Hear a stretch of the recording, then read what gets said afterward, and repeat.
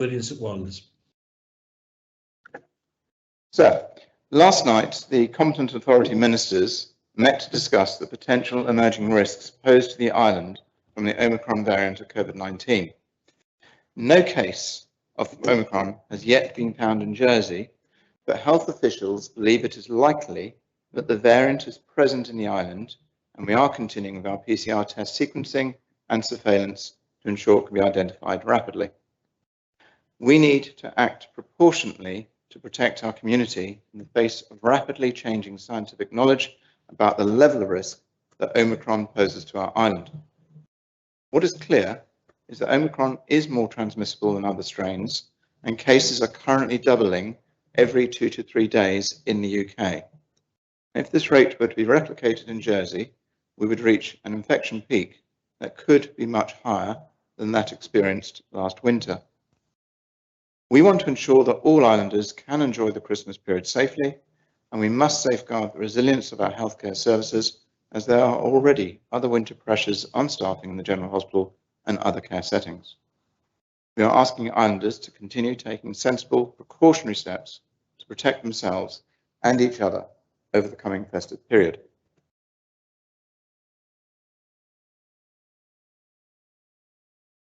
The most effective measures islanders can take to reduce the risk of catching Omicron is to get their third vaccination. From today, all islanders aged 18 and over will be able to book their COVID-19 booster dose, and we aim to achieve an 80% booster vaccination uptake by mid-January 2022. So we know that vaccine immunity wanes over time, and the latest evidence shows that you must have a booster dose to be protected against Omicron. The current estimates are that the booster increases vaccine efficacy against Omicron infection to between 70 and 75%. So vaccination is our best defense against the virus, and we need to get as many people vaccinated as possible.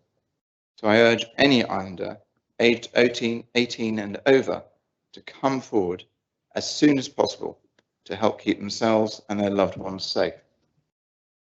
From today, islanders are able to access their COVID status certification QR codes to show evidence of a booster dose. Islanders who are already vaccinated with a booster will have started to receive paper certificates demonstrating evidence of their third dose, and from later today, QR codes will be available for booster doses by calling the coronavirus helpline. Officers are working on the relaunch of the digital COVID status certification portal, and an update will be provided soon.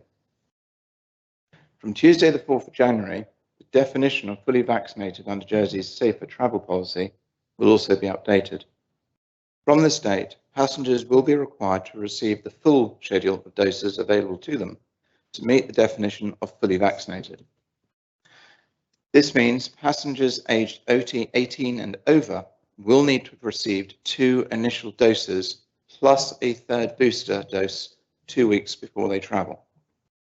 Passengers aged 12 to 18 will need to have received 2 doses of the vaccine 2 weeks before they travel. From the same date, passengers will no longer be able to use evidence of previous COVID infection to avoid the requirement to be tested on arrival in Jersey. Passengers who do not meet the fully vaccinated status will need to take a free PCR test on arrival and will have to isolate until they receive a negative test result. And the turnaround time of PCR tests results is currently around 8 hours. Passengers who have travelled outside the common travel area in the 10 days before arriving in Jersey will need to be tested on arrival and then isolate until a negative result, or they can provide evidence of a negative pre-departure test, regardless of vaccination status. So we continue to strongly encourage islanders to use masks or other protective face coverings when in indoor places, especially in shops or when attending events over the Christmas period. From Tuesday, the 4th of January 2022, masks will be mandatory in indoor public spaces. We recognise that there will be activities where masks cannot be worn, including exercising, eating, drinking, singing, and acts of worship, and we will provide detailed guidance before that date. We also recommend that islanders and businesses utilise the option to work from home as part of keeping staff safe from Tuesday the 4th of January. We recognise that there are circumstances where work in offices or other workplaces can continue safely, and where that can be achieved, we encourage physical distancing, testing, masks and good ventilation to be used wherever practical. These are temporary measures which aim to reduce the spread of transmission, allowing for people to stay well to maximise booster uptake. The measures will remain under continual review ahead of and during implementation and will be fully reassessed by mid-January. We are also asking the hospitality sector to continue with strict monitoring of their customers, collecting their contact details and enabling easy contact tracing for the authorities. We don't want to stop people from enjoying themselves, but this is a sensible precaution that will help us to control any spread of Omicron when it does reach our shores. So we must ask the sector to apply a renewed effort, particularly over the festive period, as it is better to act now to reduce the impact later. Additional business support measures for the industries most severely affected by these measures are being developed, and the Deputy Chief Minister, Senator Lyndon Farnham, will make an announcement on these as soon as possible. Islanders should also continue to take advantage of lateral flow testing. More than 3,500 new registrations have been received across the home, school and workplace LFT programs in the last week, which is fantastic. In total, approximately 50,000 registrations have been received for these programs. And please, can I directly ask islanders to use these tests before leaving home when attending a public event or a Christmas party. Our healthcare services remain in a resilient position, and we are able to treat those who are present in hospital with or because of COVID. We are acutely aware of the pressures being placed on care and nursing homes, as well as home care services, and CAM have instructed officers to work closely with this sector to ensure that they have the resources and processes to support residents who are returning to their care after a stay in hospital. By ensuring they can return home safely, we will maintain the important capacity in hospital for new admissions. We will also work with this sector to explore all options for expanding their capacity in order to support those patients leaving hospital and requiring additional care for the first time. And I would like to repeat my thanks to all islanders for their continued diligence and cooperation. By taking these steps, we can continue to minimise the spread of COVID-19 in Jersey, whilst allowing islanders the freedom to celebrate without disproportionate restrictions on their lives. As I've said, sir, we will keep all of these measures under constant review to ensure they are proportionate to the potential risks we face as a community, and we will step them up or step them down as appropriate. And sir, if I can address islanders directly, please continue to act responsibly and with kindness to ensure that your family, your friends and colleagues can all enjoy this Christmas safely. Thank you, sir. That concludes the statement. Thank you very much, Chief Minister. There's now a period of 15 minutes. Deputy Pamplin. Thank you, sir, and I thank you for your help these last 24 hours and the Chief Minister and for his statement today, and echo every word. In the light of the good position that Jersey finds itself in terms of its vaccination status and the things that he did mention, is it not more essential to take advantage of our position to ensure these things can be introduced a lot sooner, to ensure that as we safely vaccinate those vulnerable people as quickly as possible, that those mandatory things can be brought in sooner? Thank you, sir. Sir, it's a very simple question, but it's a very complicated answer, unfortunately. So we are in a good position, and certainly as of yesterday, I've not yet seen the results for today, our numbers were falling.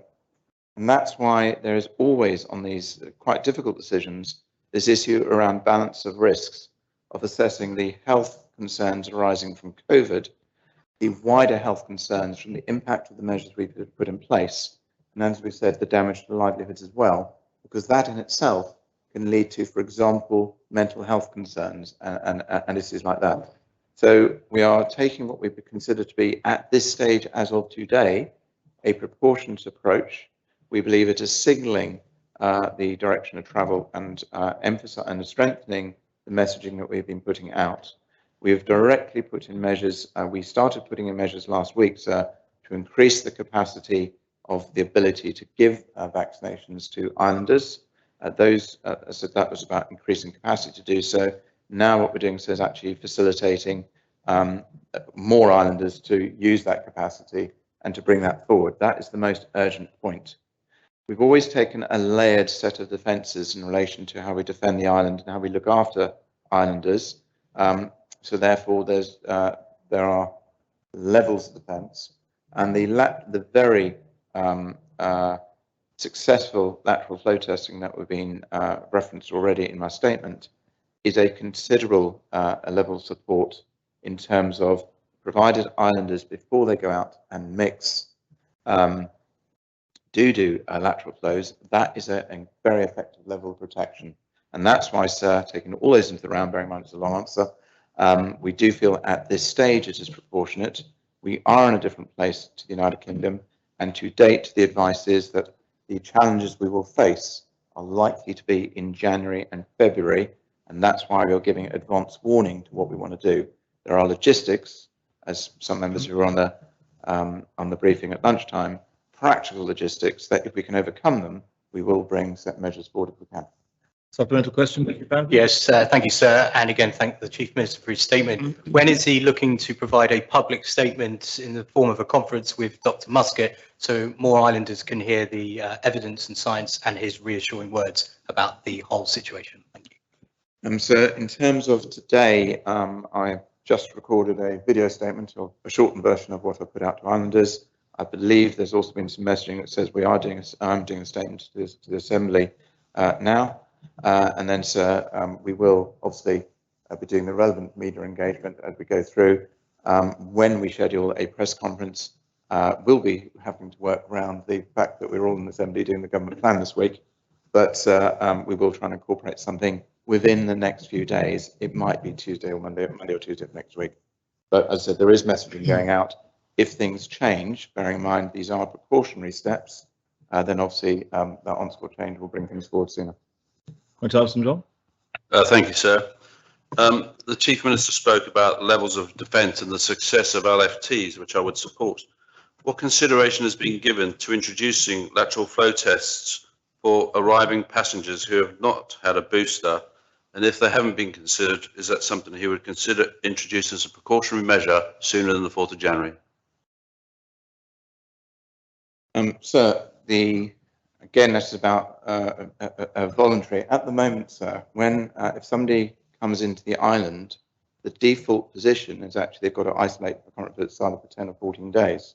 By taking part in the testing program, they then have a simplified way of coming into the island, and they, depending on the circumstances, either don't need to take a test or do need to take a test and wait till the results come through.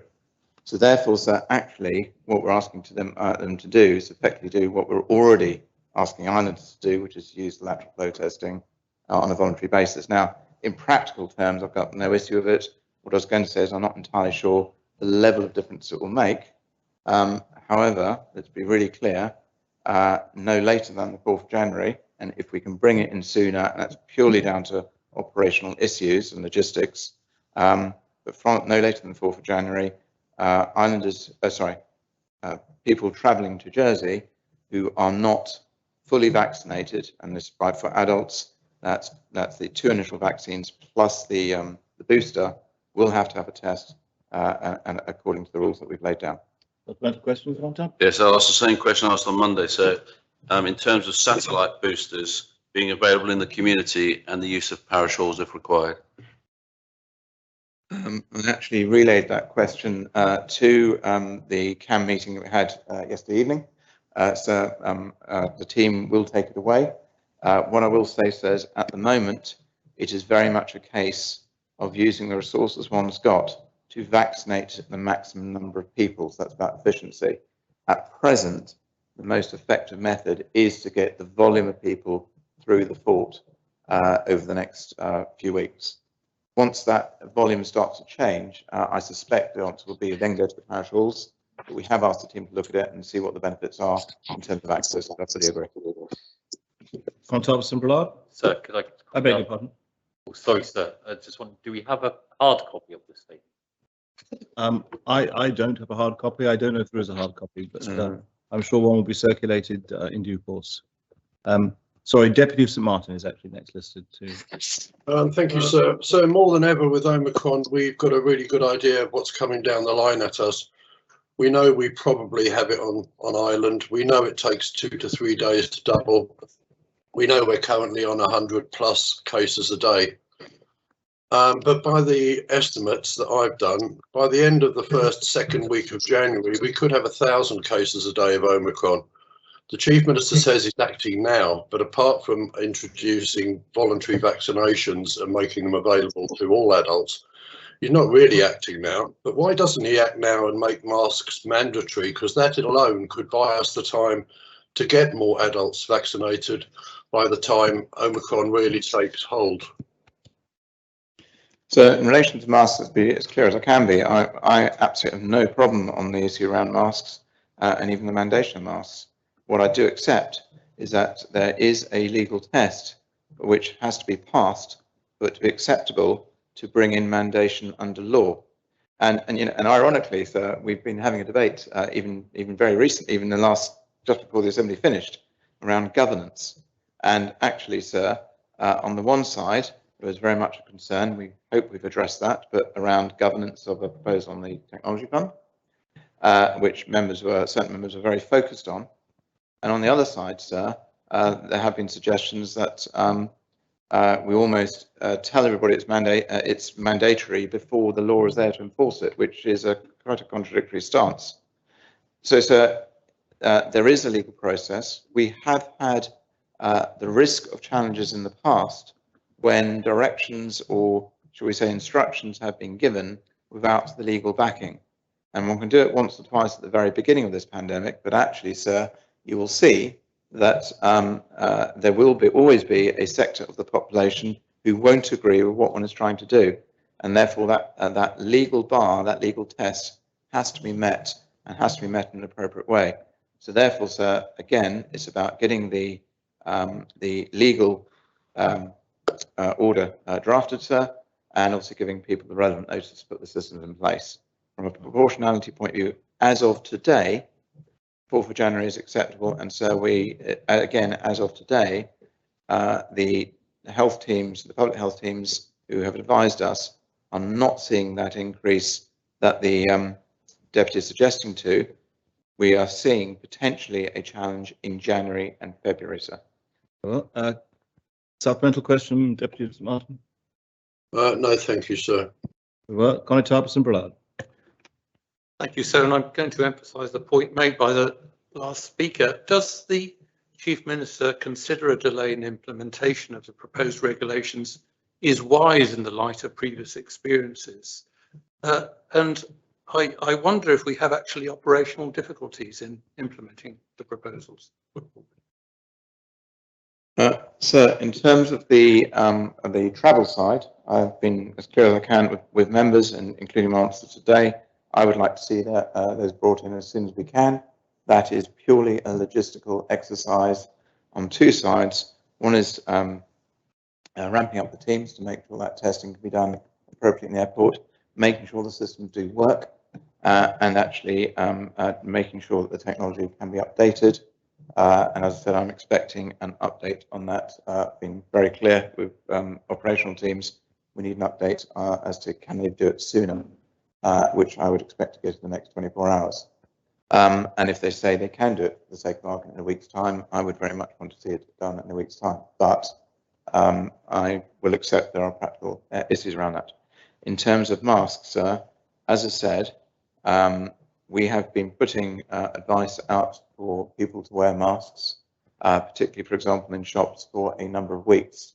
It is quite interesting to note the number, particularly of large retailers, who do not have a sign on the door saying, please wear a mask when you come in. And so, sir, that tends to reinforce this point about the necessity to achieve that legal bar to then justify the mandation side. Again, so we keep it under review. If we felt as of today or as of tomorrow that this needs to be accelerated, I'm pretty clear, sir, that I'm sure that the competent authority ministers would be supportive of that. As of today, proportionately, we don't think it is necessary as of now. Now, sir, what I do say, bearing in mind that we talk about the balance of harms and lives and livelihoods, is we have to remember that by sometimes reacting too quickly, that can generate a pressure on a different cohort of islanders, and we need to take that into account. And also, as we've said, it's always been a balance with lives and with livelihoods. There are consequences, for example, of making work for home, if you like, strongly advised from today in the run-up to the end of the sort of beginning of the Christmas period. And taking all those into account, that's what I think it's important to do as of today from the 4th of January. Do you wish a supplemental? The questions and answers are taking significant periods. Just very quickly, sir, and the Chief Minister may anticipate this question, but would he say that the experience of the last 2 years has helped inform the decisions of today? A short answer is yes, sir. Well, So I don't know if it's helpful, but I don't know if there is scope to extend the question time or not. And also, well, that's a matter for someone to ask. I've just proposed that in the chat, sir. I haven't seen it. Yes, I'm assuming no one that there are substantial number of questions to come, and so therefore I'm assuming that no one is against extending the question period, and it'll be going for an extra 15 minutes. In which case, Deputy Ward. So, can I ask the Chief Minister, how is he confident? And I think this is the key. Is he confident that what we have in place now of strongly advised for mask wearing, given what we're seeing elsewhere with Omicron, and the borders we have now is good enough to stop significant increases in infection on the island, or are we simply waiting for that to happen and hoping it isn't at Christmas time? So, I mean, are you confident? I'm not playing any party games here. It's a genuine question because people want to know. Are you confident that what we've got in place is enough? Could the questions please be addressed to the Sorry, sir. Is the Chief Minister confident? I'm usually very good at that. So with the information we have to hand, yes, sir. I make the point that information on this changes very, very frequently. And in fact, sir, if one remembers, it was only on the 26th of November it became a variant of concern. In fact, sir, I think it was 3 days before a member, sir, said in the Assembly, we are not in an emergency currently, it's about business as usual. And I actually challenged that and said, well, actually, every time people think we've relaxed and we're back into business as usual, something new comes around the corner. And I think something new came around the corner that Friday. But the point I'm making, sir, is with the information we've got, bearing in mind these are obviously very initial, these are our initial responses, but we have been pushing the three-pronged state of vaccination, lateral flow and masks for a number of weeks. The fact that we are at 50,000 lateral flow registrations is fantastic, and that is a strong defence. You know, that's roughly 50% of the island. I doubt there's many jurisdictions that have got that level of testing, provided individuals are using those tests, which we believe they are. Supplemental question, Deputy? Yes, thank you, sir. Can I ask the Chief Minister to commit to making another statement like this and taking Assembly's time, even so we may be busy this week, but I don't think anyone would object to having statements over this week because we're all going to be here. And may I ask the Minister to answer the question which we are inevitably going to get from people, that effectively we're waiting until the 4th of January because we want to keep people out shopping for Christmas. Just because we are going to get those questions, and may I ask the Chief Minister? So it's not an unreasonable question, actually. Let's go back to last year, and apologies, so there's going to be a slightly longer answer again. At Christmas time, if you recall, we basically had no vaccination. We had actually numbers were just starting to fall at Christmas Eve or 2 days before, and at that point, sir, if one recalls, we put in measures where you could only meet for, I think it was Christmas Day and Boxing Day. And if members also recall, there was some pressure from various parts of the island saying, actually, we need, you know, for whatever reasons, we should be able to meet on on Christmas Eve, or other iterations around that. So the point is that all the actions we have, which may be absolutely logical and sensible to an individual in the assembly or a proportion of the assembly, there will be a proportion of the community out there who fundamentally don't agree with it. And it's taking those balance of risks together. It is always the balance of risks.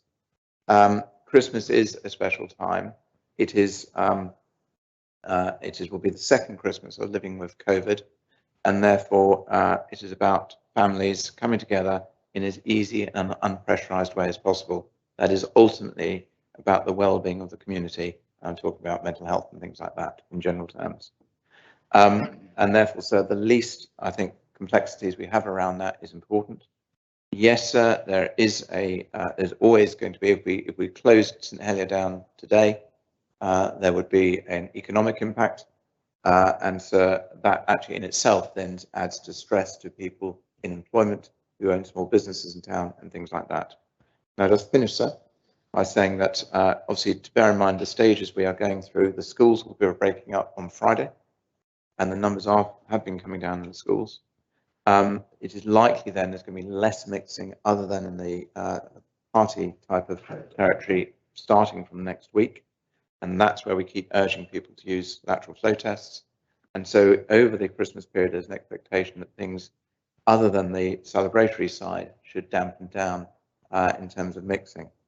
And that's why I still think at this stage, 4th of January is proportionate. We will keep monitoring this very, very closely, sir.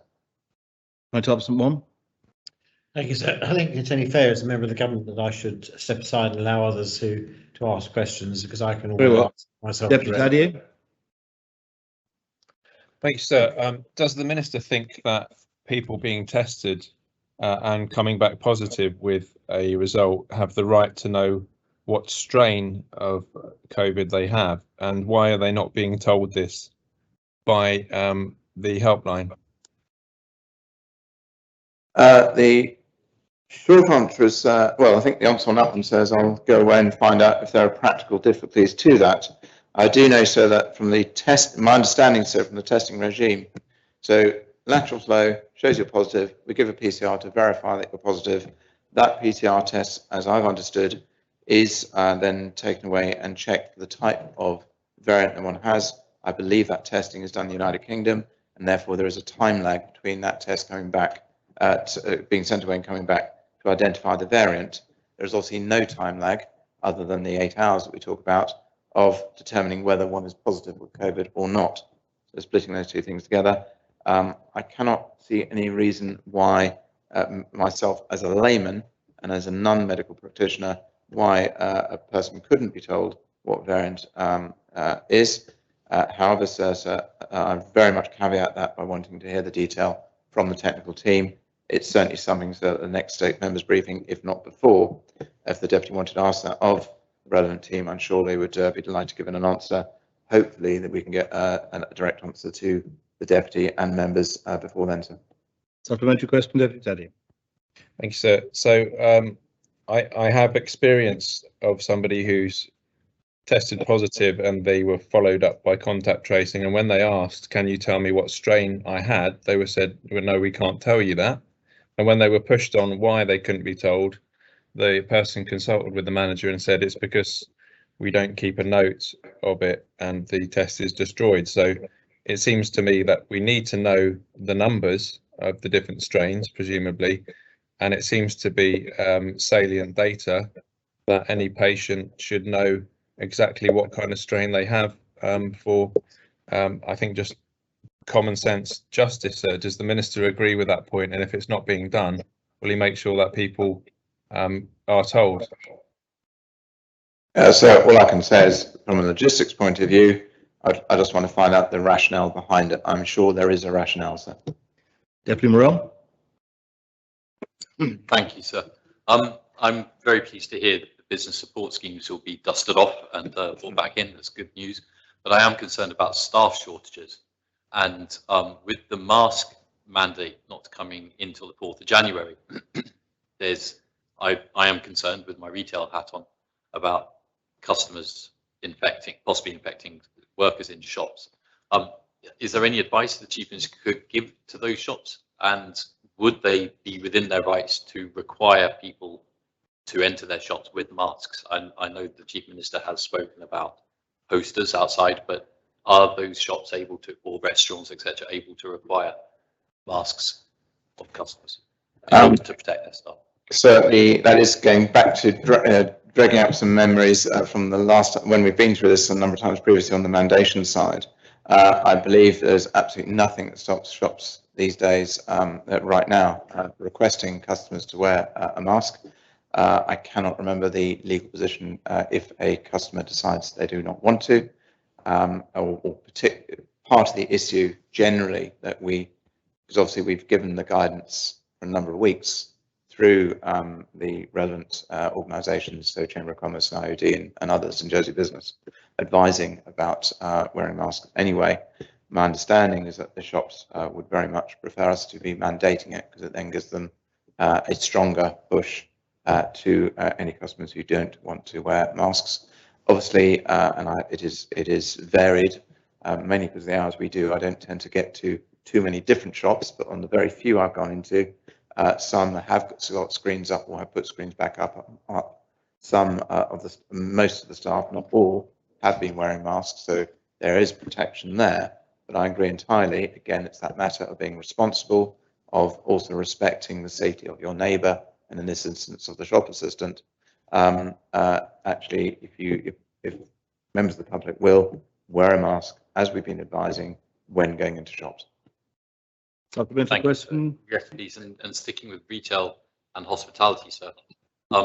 If obviously the Christmas season is an incredibly important season for both retail and hospitality, and they often don't get to make up any losses over this period until Easter at the earliest, if not the summer. With that in mind, is Chief Minister, is the government considering how long those support schemes may be required?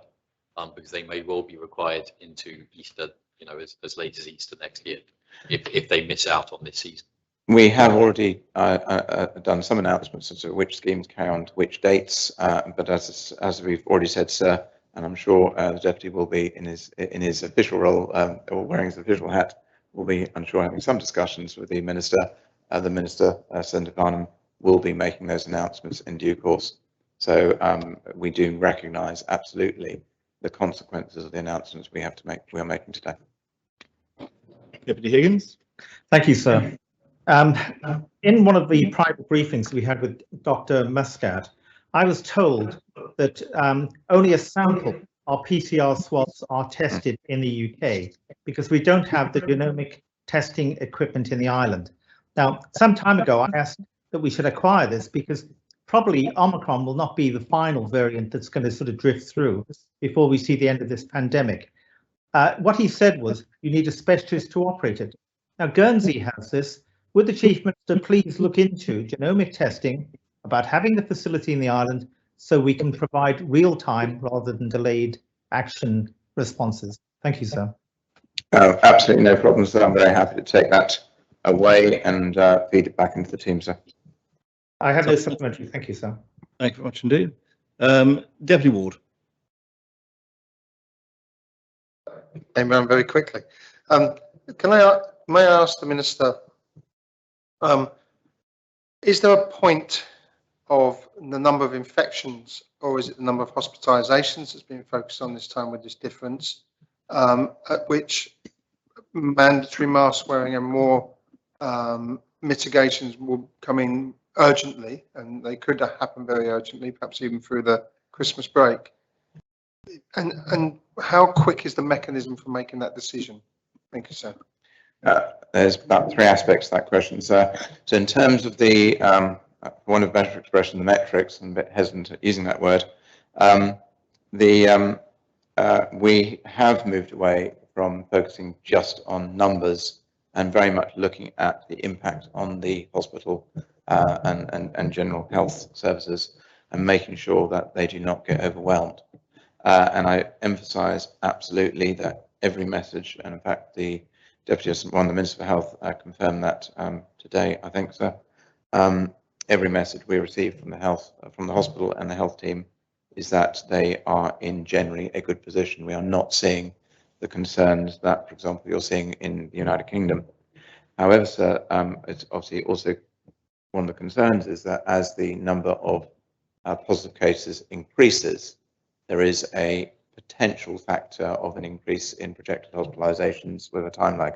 So there are two things that we kind of interpose and consider, along with a variety of other, effectively more subjective measures that and information that comes in through the health teams. And as we said, we're meeting weekly to assess those. In terms of the speed to implement masks, if a decision was taken that we felt that that we had reached that legal bar and that legal test, and we did need to do it earlier, it is always very much, it's the Minister of Health who has to sign the order, but it is within, I think, in practical terms, to do it quicker. But at the moment, as we've said, proportionately, we think it is appropriate to give islanders advance warning that are scheduled for the 4th of January. I mean, my view, be interesting to see over the next few days, is that by messaging the fact that masks will be mandatory from the 4th of January, that we will start seeing a behavioural change again over the next few days. Supplemental question, Deputy Warden? Thank you, sir. And I hope the Chief Minister is right in his last comment there about the mask wearing. So is it, I asked the Chief Minister, it is still mandatory to isolate for 10 days with infection if you're an active case? So there are currently 1,064 people on this island isolating.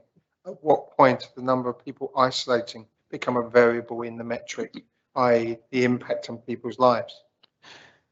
Well, sir, one will recall that in June, July of this year, we went up to around or just above 3,000 cases, and you know, we have to take into account it is also around the information we get around severity.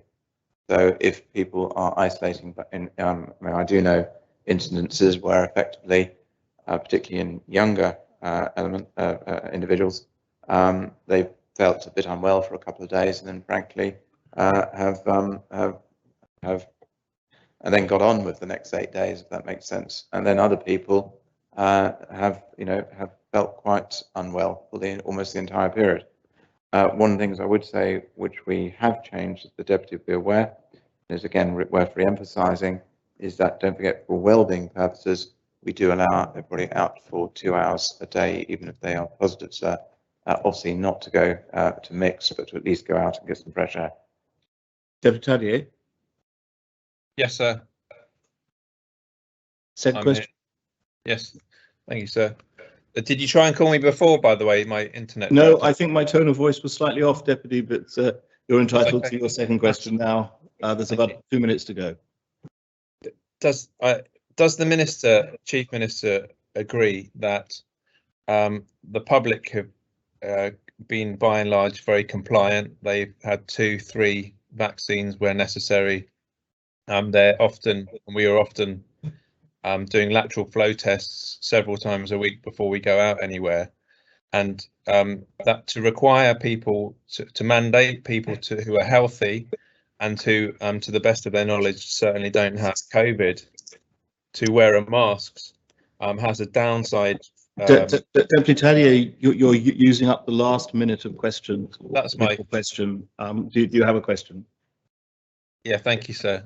I think that is my. Does the Chief Minister agree that it's important that we give people a break who are trying to do the right thing, and that there is a human downside to compulsion when it comes to wearing masks? I'm sorry, the time limited which you can answer that question has now expired. And I'm afraid standing orders are entirely strict. It can be 15 minutes plus 15 minutes, but there's no room to extend it any further, I'm afraid.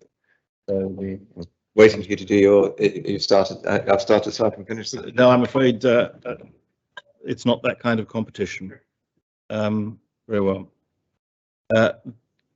We therefore now resume the debate on the amendment number 21, and the next person to speak is Deputy Higgins. Deputy Higgins.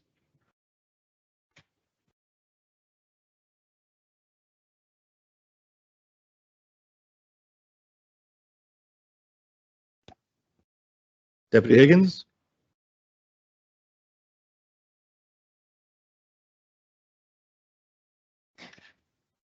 Hello, sir. Yes, Yes, you listed a desire to speak before the adjournment. yes, thank you. And it'll be very brief. I was thinking as the debate was progressing, corporate services have achieved their aim. Part B has been accepted by the government, and the government will be coming back with all the data that is required, and rightly so. So I commend corporate services for bringing forward their amendment. Part 1, though, is slightly different. Basically, the Chief Minister has said that the money is not going, will be allocated, but in the consolidated fund, and will not be drawn down upon, and will not be spent until a proposition has been brought before the states. So I think we've got to the stage now where it's almost like Shakespeare. It's much ado about nothing. The principle's been established. The states will have all facts. We will make decisions when those facts come and the proposition comes to the states. In the same way, the government will have money in the fund, which again signals to the outside world that we are not just shutting down and saying no technology. So from my own personal point of view, I think members should take it that it would be sensible to agree to Part A and Part B. So in other words, let the government have the allocation of the money so they can broadcast that we are open to technology business and are interested in pursuing technology. And at the same time, we can all rest assured that we have the safeguards that we require. So I shall be voting for Part A and B. Thank you, sir. Very much, Deputy. Conor One. Thanks, sir. And I'm pleased to follow Deputy Higgins as always. I'm sure he reads my mind because many of his thoughts echo mine. I think it's entirely right that Scrutiny have done what they've done to bring this to our attention. And as Senator Valois very eloquently laid out, scrutiny on this is absolutely vital, as is the governance of this fund, to make sure that it's spent appropriately and we can justify it to taxpayers. But that's where my agreement with this ceases. I think, as Deputy Higgins said, we now know that if money is allocated to this fund, it will be scrutinised properly. But I think we need to be careful about reducing it to zero. In this assembly, we do not exist in a bubble. The world looks at us and looks at what we do and reads from it our intentions. And I think it's important that we signify to the rest of the world that we are serious about technology. And I'm not proposing to spend a long time setting out the reasons why we should be serious about technology, because I think most people realise how important it is, not just to us as individuals, but also to at the very least our principal industry, which is the finance industry. And having come from the finance industry, I can tell you that technology is an absolutely vital component of that industry and to its success.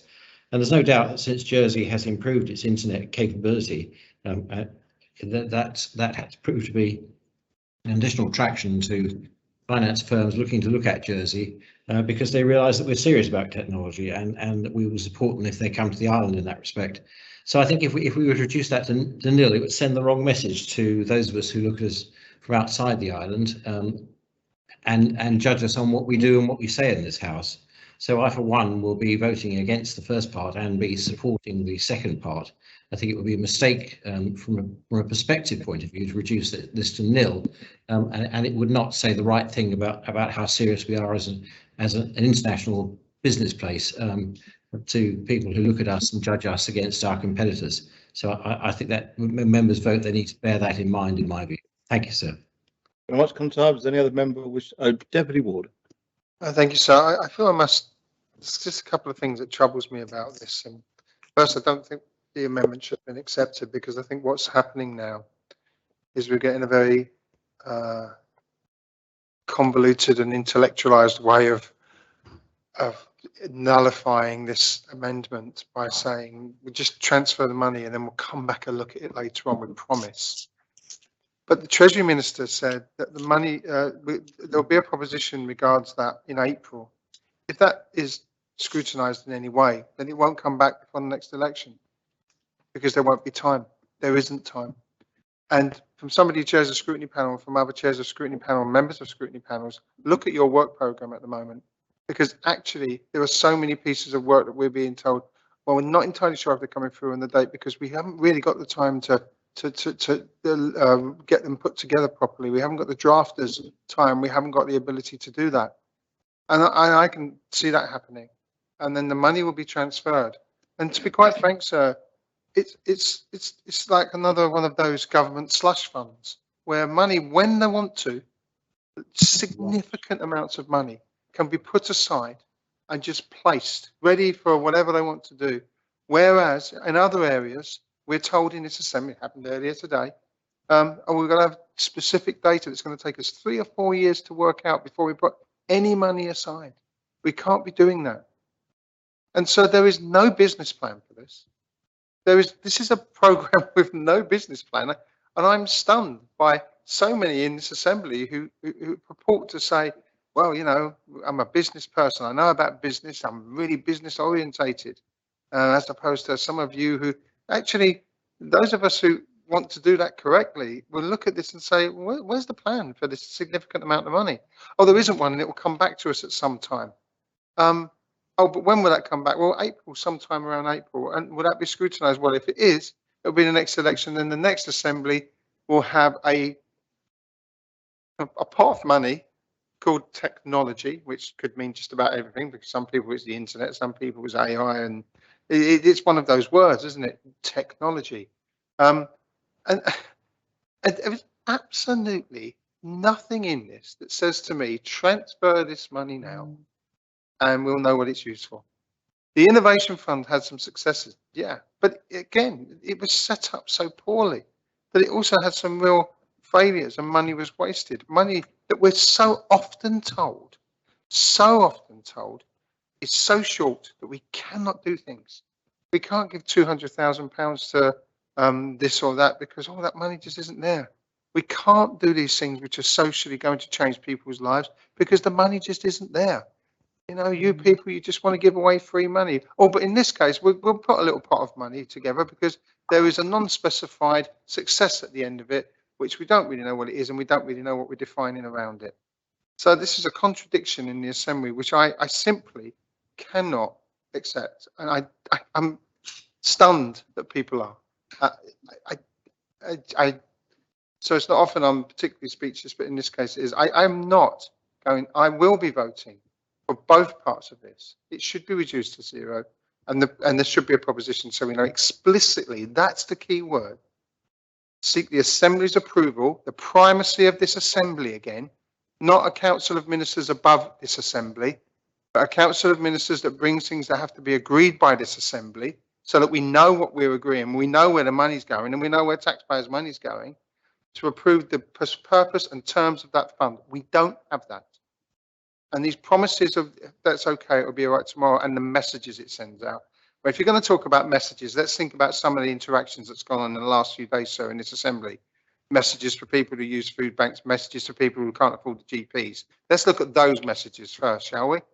I think, sir, this is wrong, and I urge members to vote to both parts of this because it should have been brought together, in my opinion. It's not a criticism, just you know, just to say thank you, sir.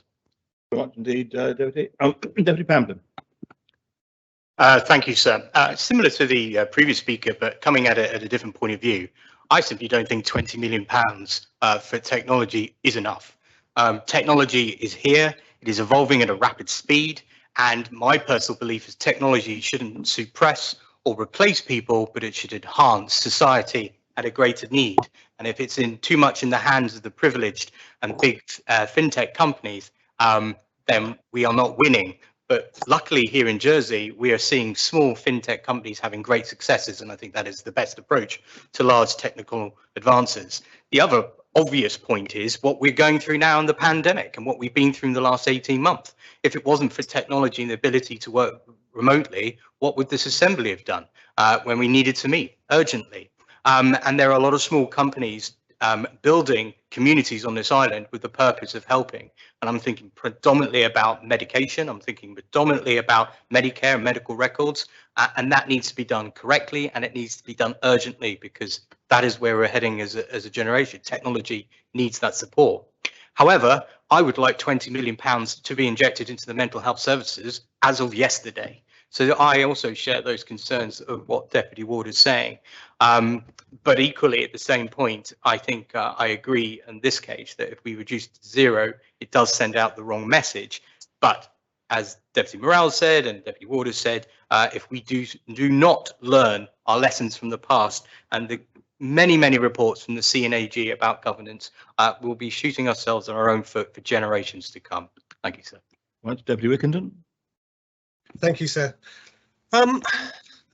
It's quite an interesting debate, this one, which everyone agrees that that we need to do. That there should be a technology fund that this assembly agrees the terms of reference as how it is, learning from lessons of the past. And I agree absolutely with Deputy Morell. There were some good successes in the Innovation Fund. The governance was bad. We had a few failures, but that was accepted when it was set up. In the assembly, when the Innovation Fund was set up, it was on the basis that there would be some failures and some successes. But on hindsight, at the end of the day, the governance was not right. And even when it was brought up to the people in charge, it was not listened to, and the governance failed and was not robust enough.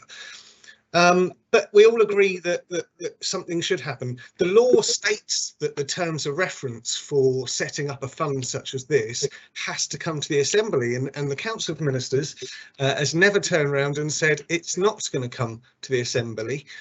It's going to get worked up. I mean, the money at least has got a source where the income comes from. So we've identified, and actually there's some synergy in the identification of the fund money and where it comes from, which is due to the success of work with JT setting up the Internet of Things part of their business and selling it off, bringing some of that money, just some of it, and putting it into something aspirational that will make a difference if we get it right, if we get the terms of reference right and we set it up. We know I know from the work that was done with Digital Jersey in some of the coding courses that were done, that was once the funding aspect of the courses they run through the COVID money was removed, they could have filled up the course 4 times over more than they already did, and they've had some great success within that area. I went and gave out the certificates to the graduates of the digital course. I was very proud to do that as well. So we all know that there should be a fund, and there's lots of good things we can do, removing some barriers for skilled and lifelong learning and people that want to reskill. It could be used for some of that. It could be used for some good ideas of setting up businesses in the island with the right governance and the right protection. There's lots that can be done. The proposal here will always come back to the state because that's what the law requires. So part 2 of this proposition everyone can accept because it was going to happen anyway. Part 1 about zeroing the fund, at least this fund is coming from a source of income that has been identified and actually has a synergy about what it's for, unlike the previous speaker, Deputy Ward, who talks about hypocrisy. By mentioning the hypocrisy, he talks of his own hypocrisy in the way that he has laid out some amendments in this government plan that doesn't have any allocation of where the funds will come from for what's required, with no detail. So there's a double hypocrisy within the words of Deputy Ward within his speech here. I was a little disappointed at some of the speeches earlier today that has been saying very negative things about government technology. Well, we're here, sir. We were the first parliament in the world to have a fully digitised parliament. That's because of the successes of works within the government digital team, the technology team. We've got lots of nice apps like paying for your parking over your mobile phone rather than having to go and get scratch cards and put them in your window. We've got online tax forms. We've got the online planning application, not having to go down to one of our buildings to go and get massive printouts of paper and do everything there. We've had some absolutely fantastic successes in delivering some really fundamentally good IT programs. When this pandemic started, the IT department managed to get the whole of the civil service up and running on Teams and Office 365 in an absolute record time, allowing our staff to continue working and to collaborate while not being able to be in the same building at the same time. So I'm a bit disappointed that people are pointing out there has been some failures and there's been some challenges, I accept, but to label an entire department that work for us and keep our systems going as a failure is not a fair comparison, and it shouldn't be attested from this chamber to the hard-working members of the technology team in government, sir. So this proposition and this amendment is a confusing one for me. Why not send out a good signal about the progress that we want to go in this island, about how forward-thinking we want to be for the young people who are growing up that don't understand what digital isn't? When we've been into the schools to talk to children and ask them a simple question, what is digital? They look at you confused because they don't remember a world where digital wasn't.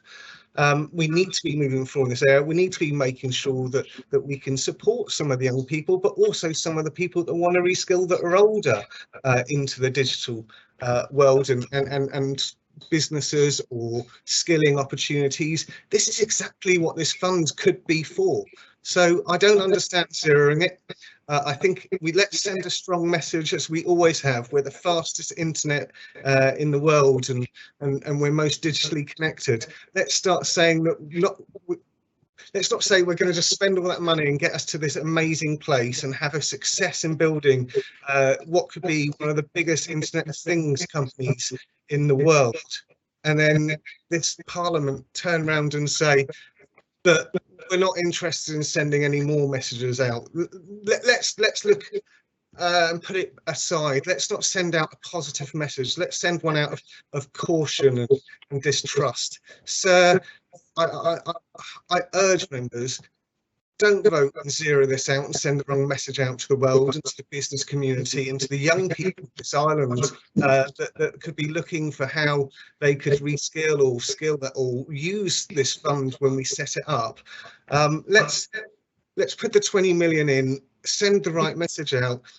Part two, it's going to happen anyway. There's no reason to vote for against it at all, because the public finances law and the law states that if we set a fund, that the terms of reference have to go in the right way. So I'll leave it at that, please, sir. Thank you very much. Does any other member wish to speak on the amendment number 21? No other member wishes to speak? Senator Farnham. Thank you, sir. And I am surprised at the pushback on this particular part of the government plan. I think it's one of the most important innovations in the plan when it comes to investing in our future. I just want to touch briefly, sir, on the funding of this, or the proposed funding of this, because I noted that one or two speakers referred to the retention of monies by JT, and that they were retaining considerable sums of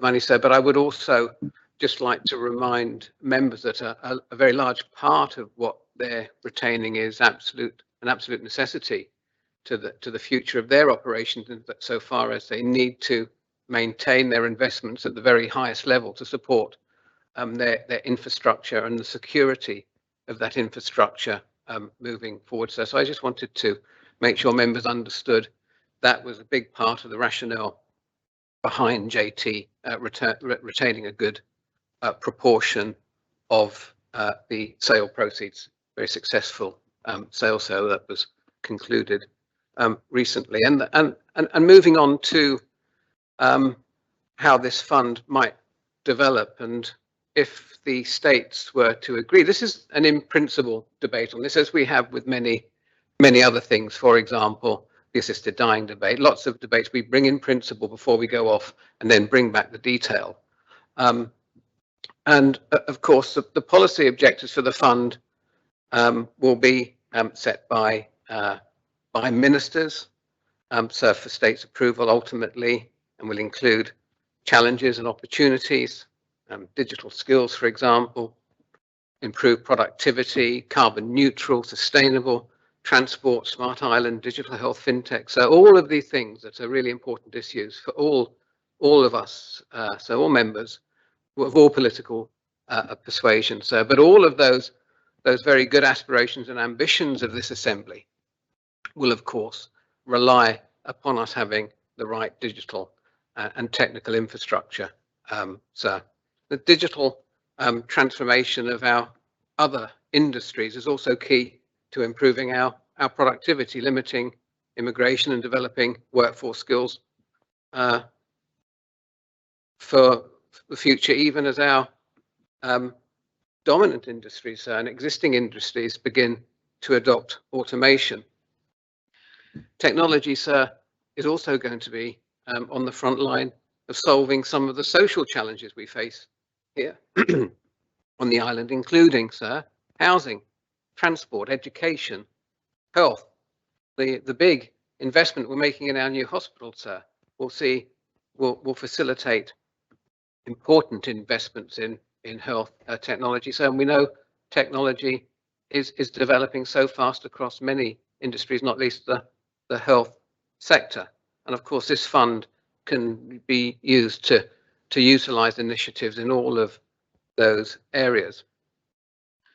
It could be, well, it could be said, it is a fact, sir, that the digital sector is substantially below financial support that we give to either finance and other sectors currently, sir, and therefore technology fund is a way of accelerating the future investment in that area. And I would also like to remind members, many or some of us, attended the really exciting Digital Jersey's 5-year plan event, something Senator Moore attended enthusiastically and wholeheartedly supported.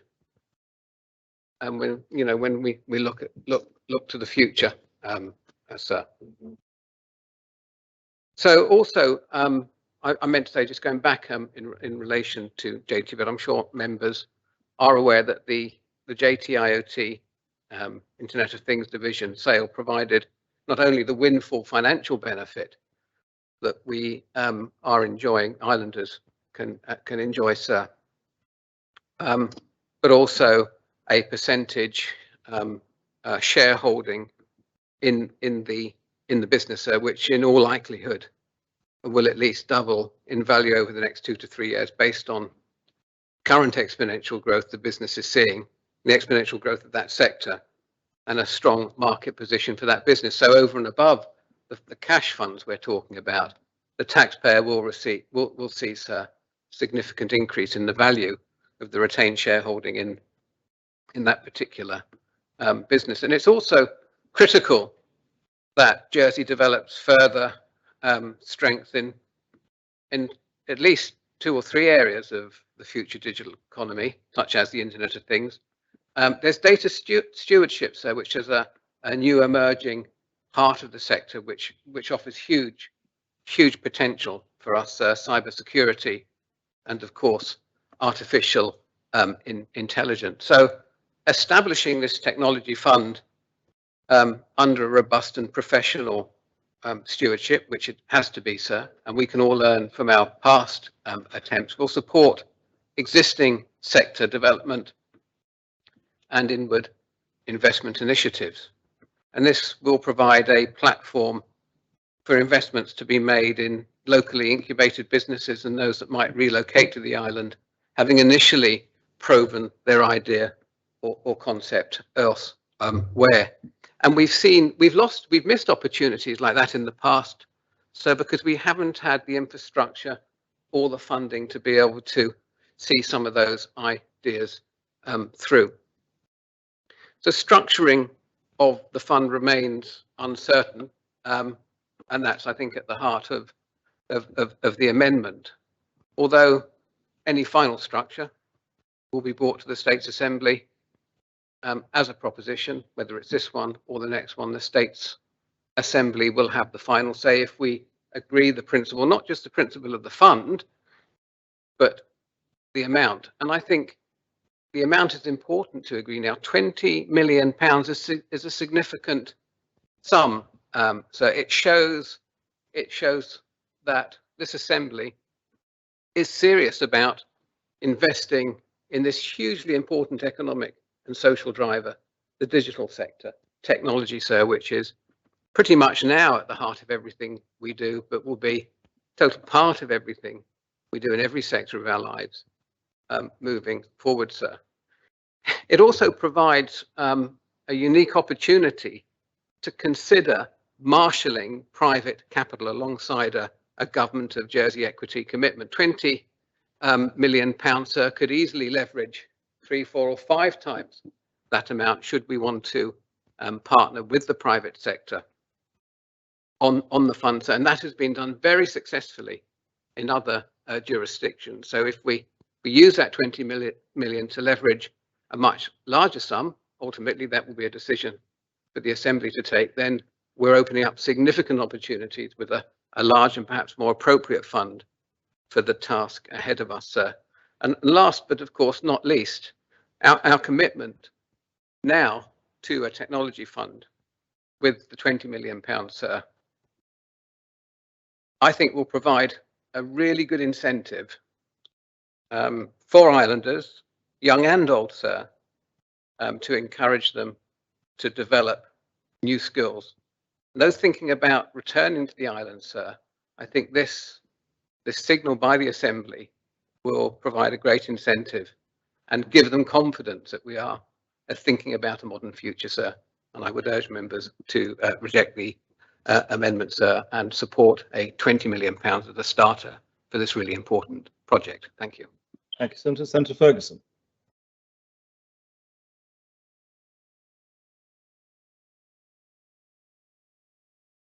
So, thank you.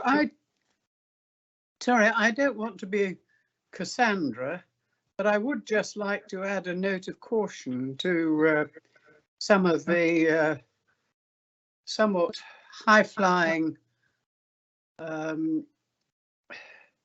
sort of comments that have been made, particularly some of the ones by Senator Farnham about productivity.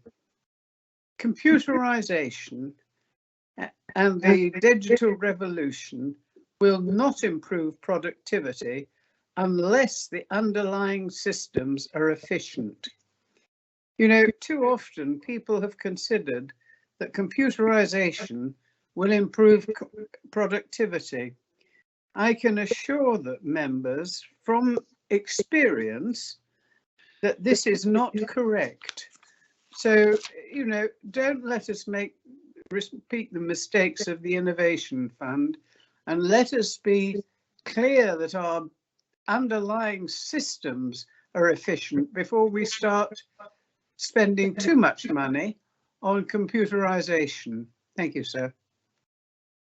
Very much, Senator. Does any other member wish to speak on the amendment? No other member wishes to speak.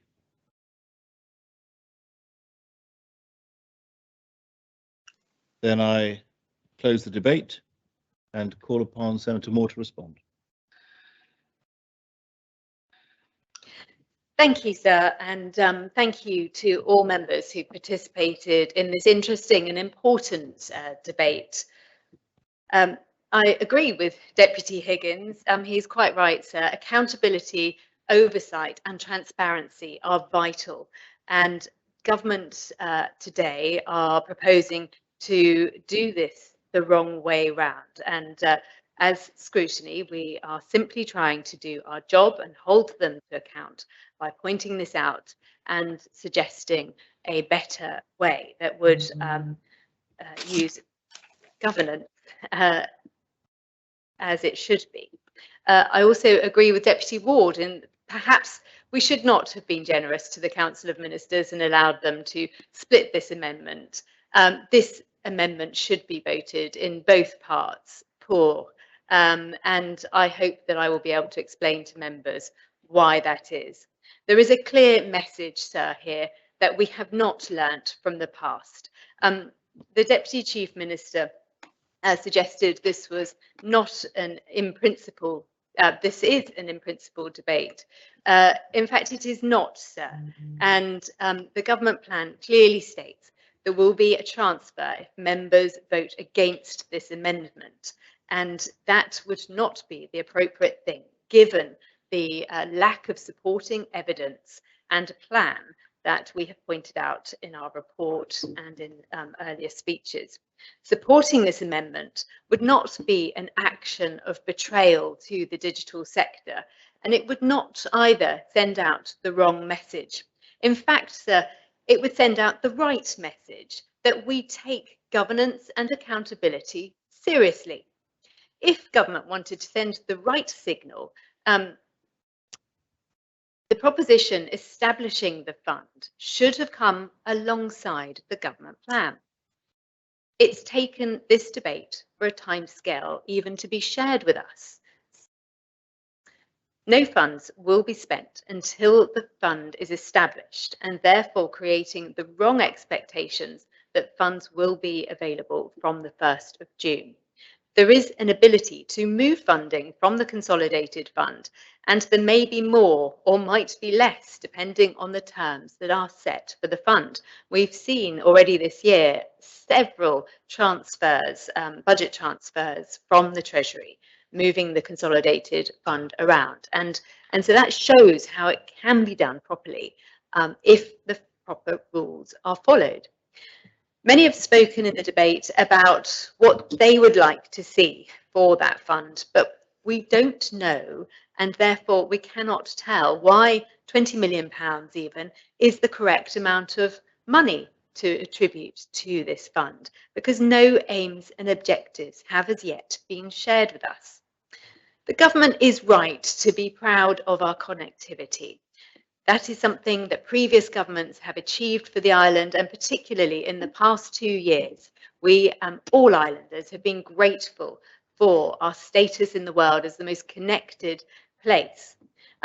Our island is a perfect digital sandbox, but there are still things that need to be done and can be done to enable businesses to thrive here, that government, if they genuinely have a will, would be able to put into action today.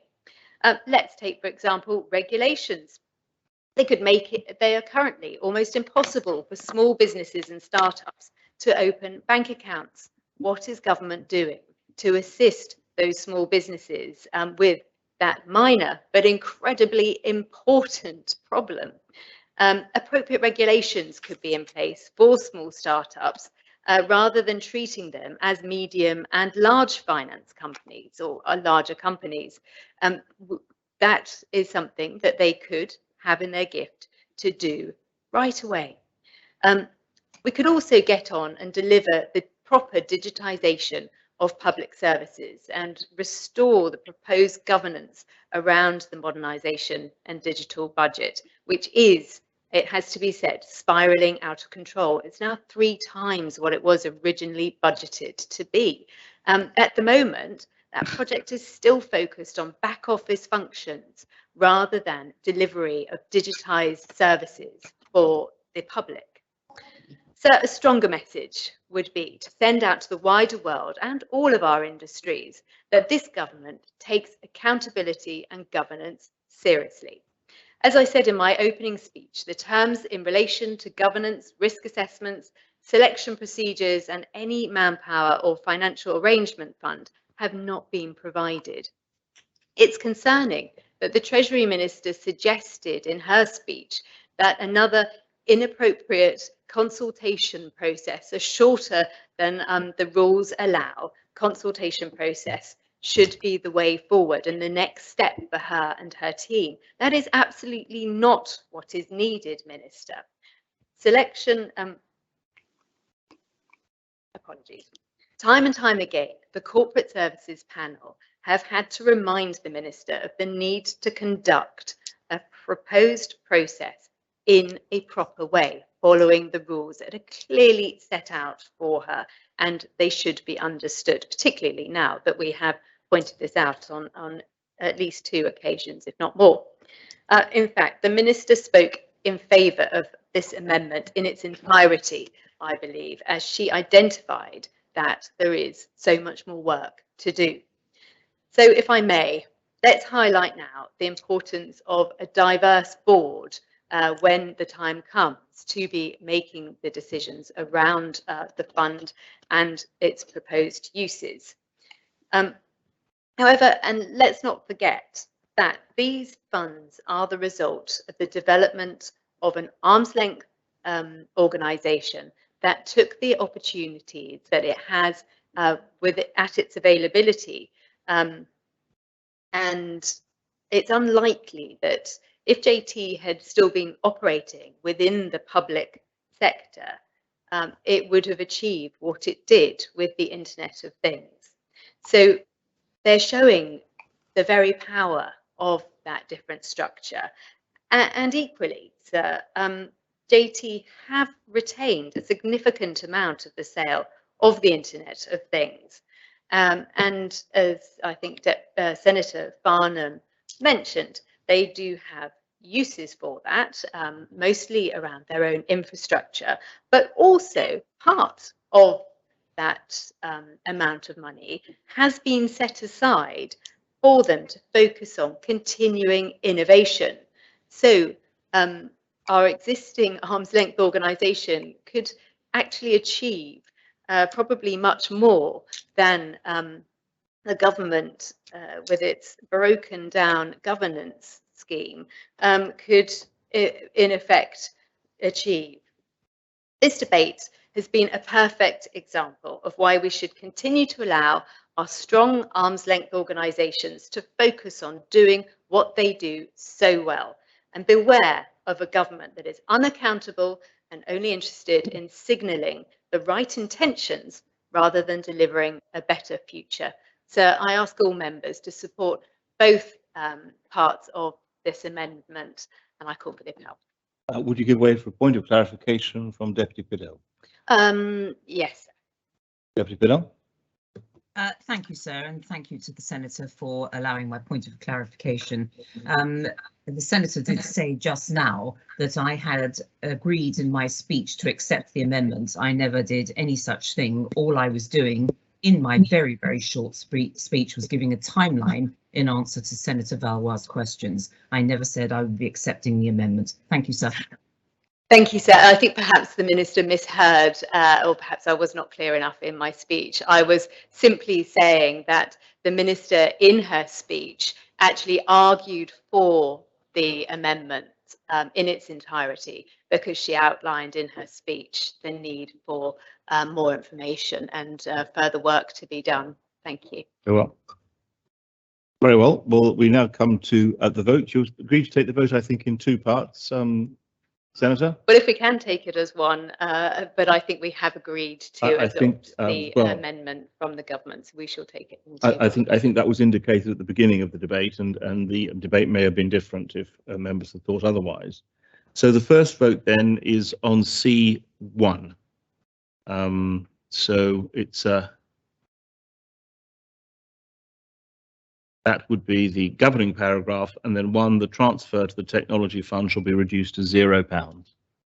So the vote is whether or not the Assembly thinks that the transfer should be reduced to £0. I'll ask the greffier to put a vote in the. Could members please not vote until I've opened the voting? There's a vote in the box.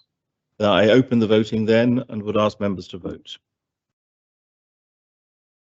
Sir, just to clarify, apologies, I had just voted before you opened in the chat, only because the link was there, sir.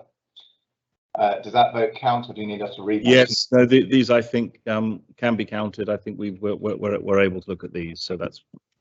Thank you, sir.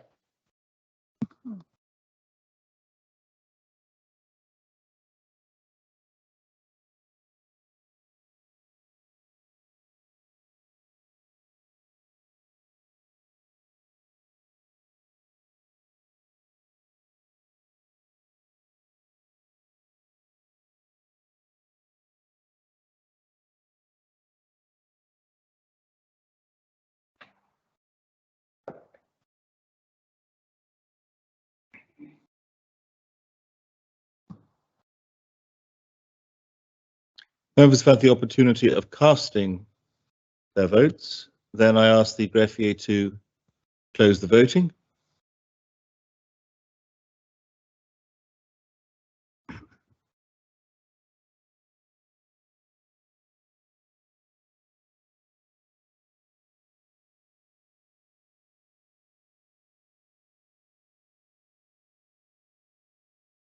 C1 has been defeated.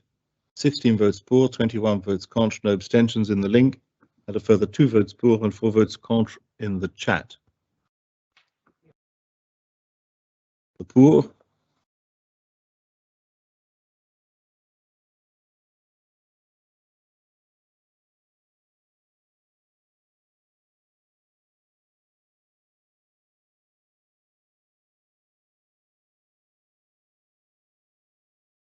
Those voting for in the link, the Connétable of Grouville, Deputy Ayer, the Connétable of St John, the Deputy of St Martin, Senator Pallett, Senator Moore, Deputy Lehegara, Deputy Ward,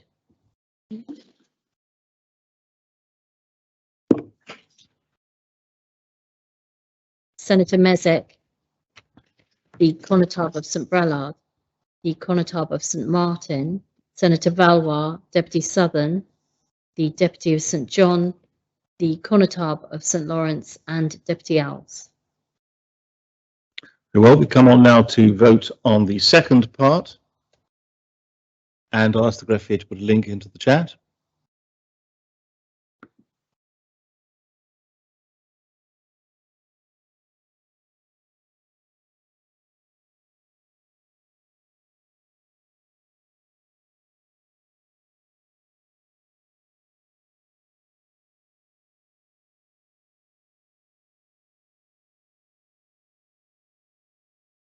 Oh, sorry. Sorry, I just put the response up again.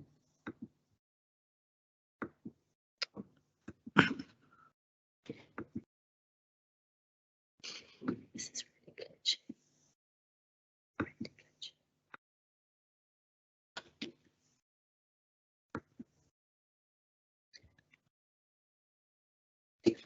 glitchy. Open the voting and ask members to vote.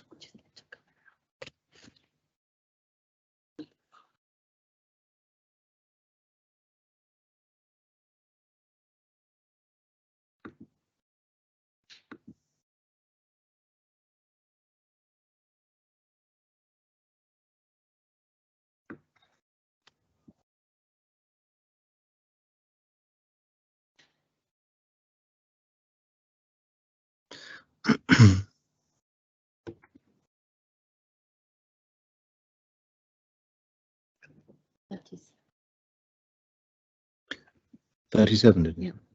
Members have the opportunity of casting their votes. Then I ask the greffier to close the voting.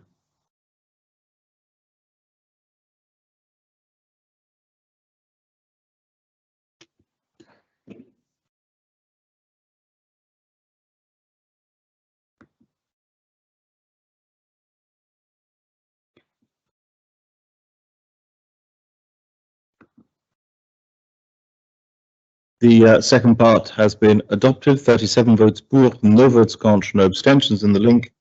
A further 5 votes pour in the chat and 1 vote contre.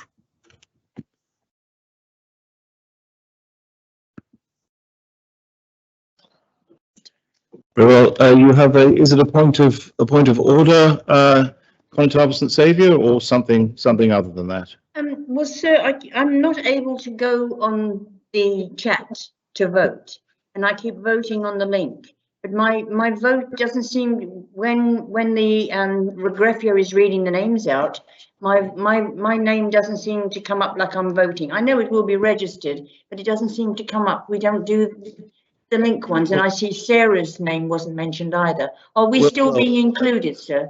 Firstly, you mean Senator Ferguson, not Yes. I beg your pardon, the sir. first name. Secondly, if you look in the chat, perhaps you're in the wrong chat. I don't know, Connétable, but I have your vote. I have your vote, and I have Senator Ferguson's vote in the chat on the last occasion. That's fine, as long as it's registered. Thank you very much, sir. Okay, thank you very much indeed. Very well. The next amendment is amendment number 2, lodged by the Conotab of St Brelade. Conotab, there is an amendment that you brought yourself. With the leave of the Assembly, do you wish to read that as amended by your amendment? Yes, sir, if I may. And there's also an amendment brought by the Chief Minister. Do you wish to read that as amended? Do you accept that amendment? No, I do not, sir. Very well. Do any members disagree that the proposition can be read as amended by the Conotab's own amendment?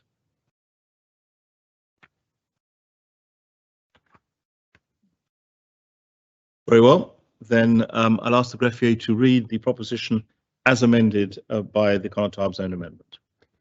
After the words Appendix 2 Summary Tables 5.1 and 2 of the report, insert the words, except that in Summary Table 5.1, £500,000 should be transferred from the General Reserve Head of Expenditure to fund the undertaking of an independent review of the island's response to the COVID-19 pandemic, deliverable by 30th of April 2022. The Council of Ministers being requested, in conjunction with the Privileges and Procedures Committee, to take such steps as are necessary to initiate a review that will deliver an objective and independent analysis of the actions undertaken in response to the COVID-19 pandemic and provide recommendations and guidelines for the management of any future pandemic or similarly disruptive event. Conotab. Thank you, sir. By the time this proposed report hits our desk, sir, we will have lived under the curse of the COVID-19 pandemic for over 2 years. Since lodging this amendment on the 16th of November, the logic and rationale for a rapid lessons learned inquiry has significantly increased. We've heard a statement earlier from the Chief Minister as a result of an answer to an urgent oral question from Deputy Pamplin asking what steps our government are planning to take to prepare for and deal with the surge of Omicron infections, including the rollout of booster vaccinations. We see the breaking news today, sir, new COVID measures as Jersey braces for large Omicron wave. Just as Sir Jeremy Farrar, Director of the Wellcome Trust, former member of UK's SAGE Committee, a top global expert, had warned it would, a dangerous new variant, Omicron, has emerged from an undeveloped part of the world with serious global impact. This month, Professor Dame Sarah Gilbert of AstraZeneca fame warned that we must prepare for A, more contagious, and B, more lethal viruses, and quite possibly both. The COVID pandemic has been the greatest disaster to strike Jersey since 1945.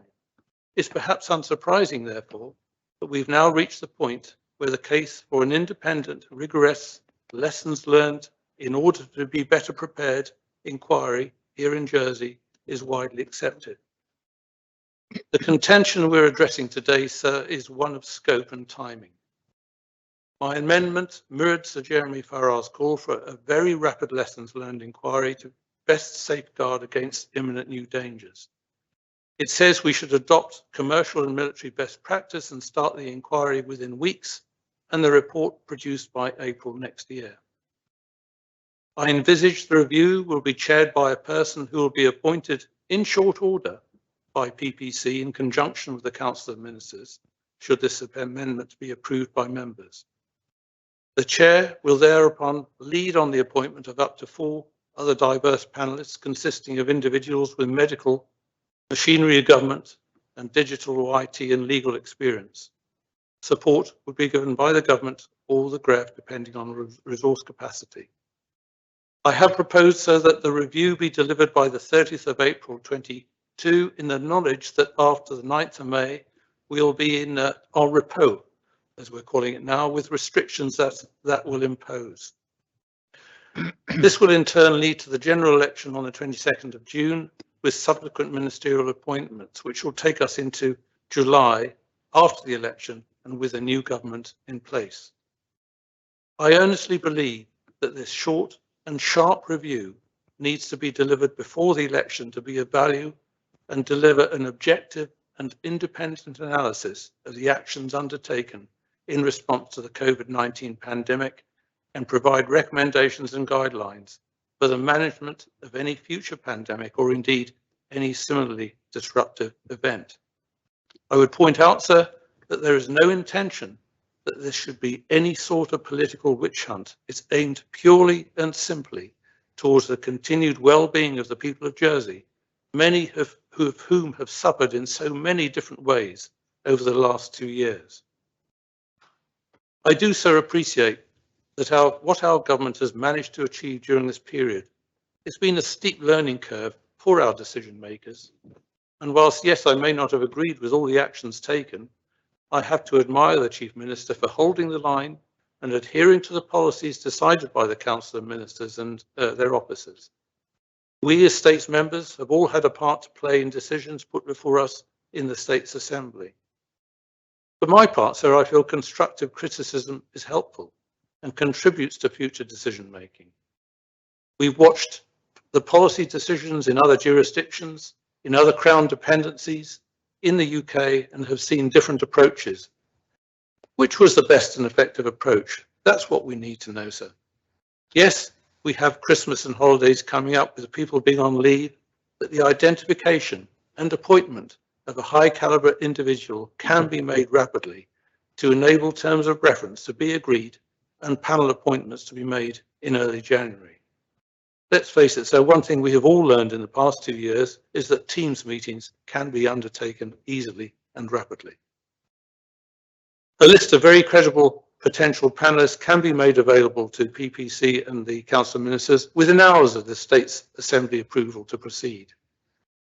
There is every confidence that given the political will to proceed at pace, a very effective inquiry panel can be set up and be running by mid-January and complete its investigations to the standard and level envisaged by Sir Jeremy Farrar by the end of March 22, with a report published by the end of April.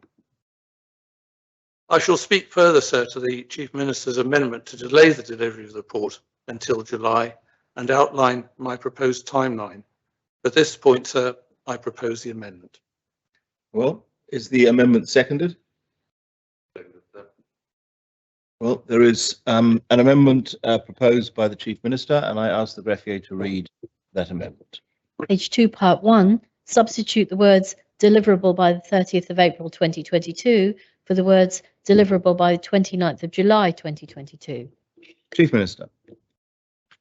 Yes, thank you, sir. I would like to hope this will be a simple debate, but I suspect this is going to be a longish one.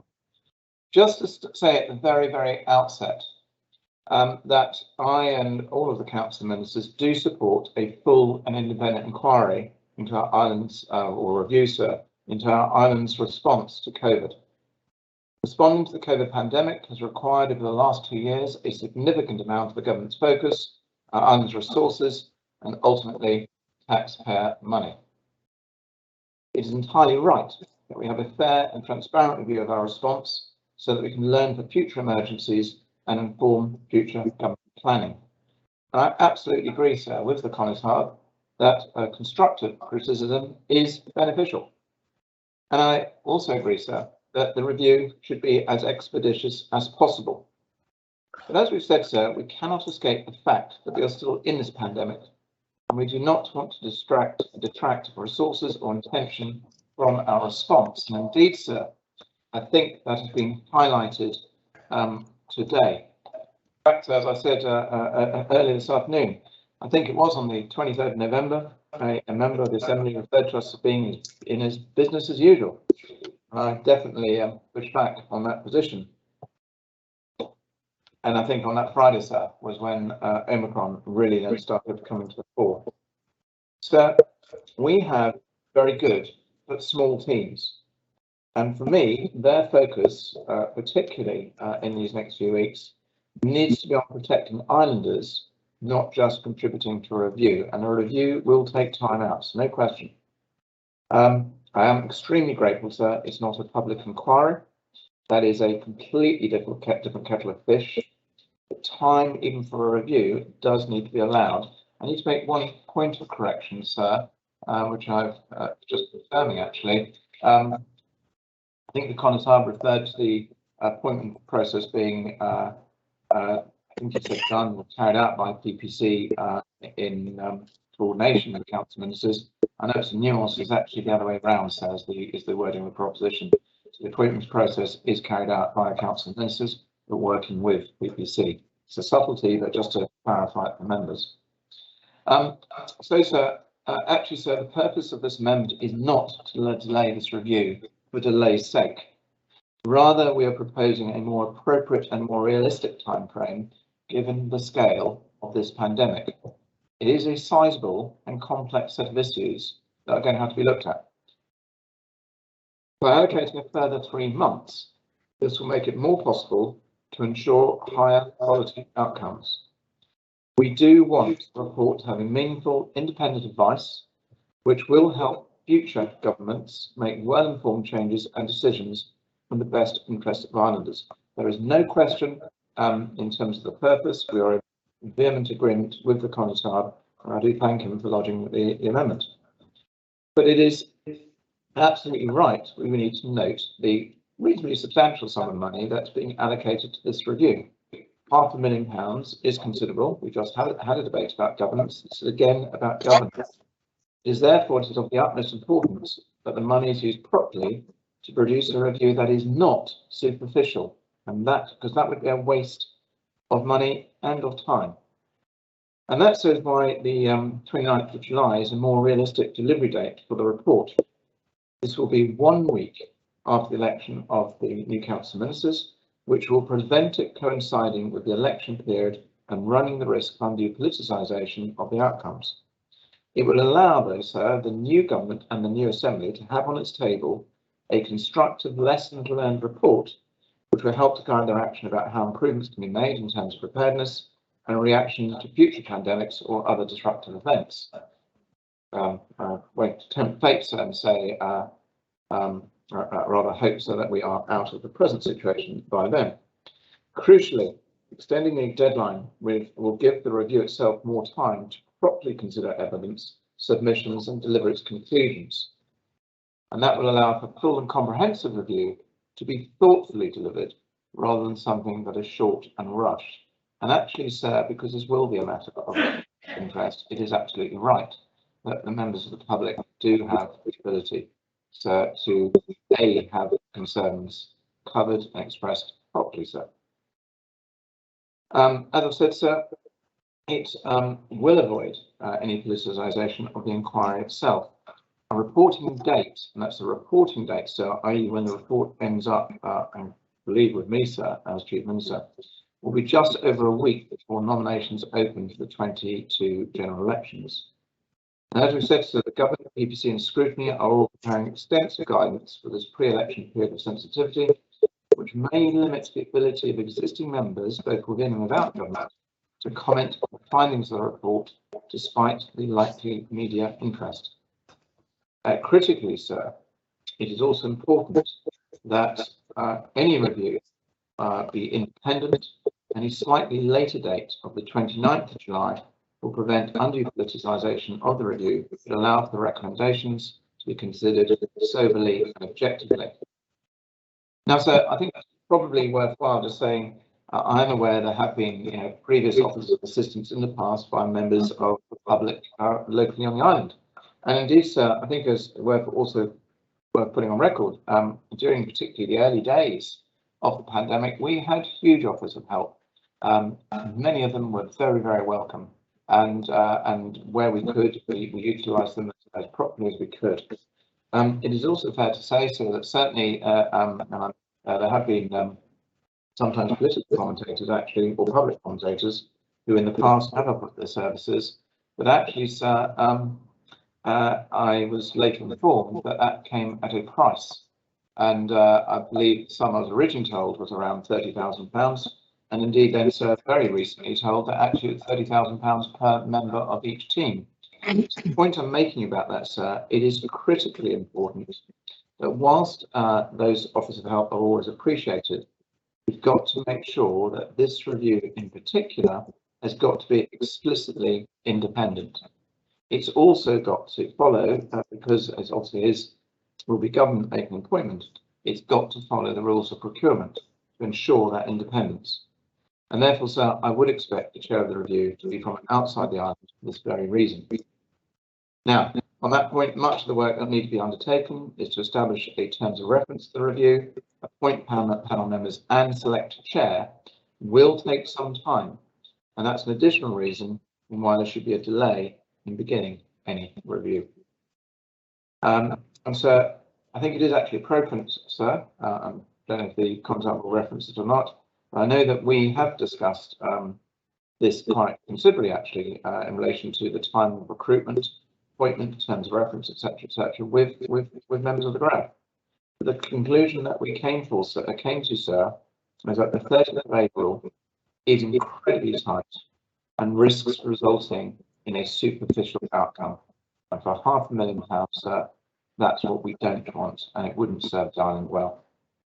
As I've said, sir, we are still in the pandemic. There will be twists and turns on that trail.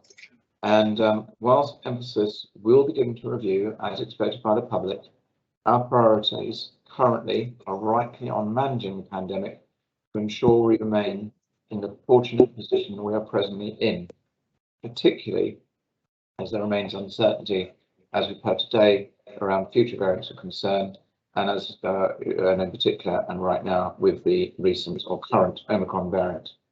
So that is why, sir, the relatively simple, but I suspect contentious amendment that we have made is to extend the date of delivery of the report to the 29th of July.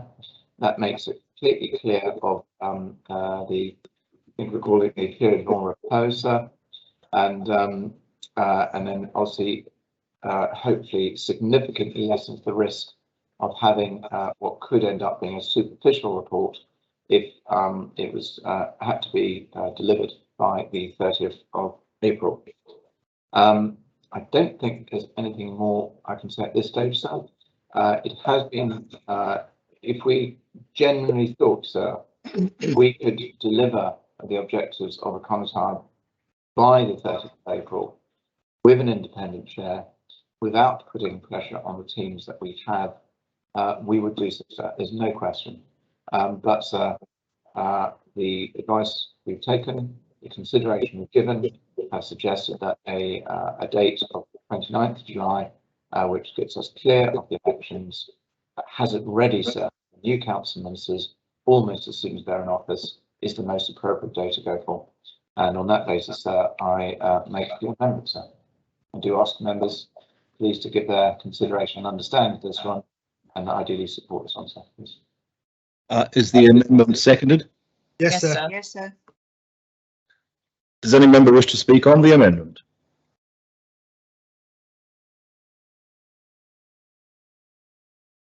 Well, if nobody wishes to speak on the amendment. Yes, sir, I did. Takes a while to come through. No, I was being slightly facetious, but I probably shouldn't have been. Senator Valwa. Yes, thank you, sir. I'm going to play slight devil's advocate with regards to this. And the reason I do so is because when we had the Chief Minister at Corporate Services on Friday for a quarterly hearing, we did question on the difference between a public inquiry and the fact that there is a delay in the public inquiries law coming forward. What the difference was. And he clearly explained that, and we completely understand the reasonings behind it. But what I'd like to understand and why £500,000 and the elongating of the review would be necessary when we have a number of reviews that are being done by the Comptroller and Auditor General at present in various different aspects of what's been done during COVID, providing some very good recommendations and very good support in terms of governance and accountability in the way things have worked or haven't worked.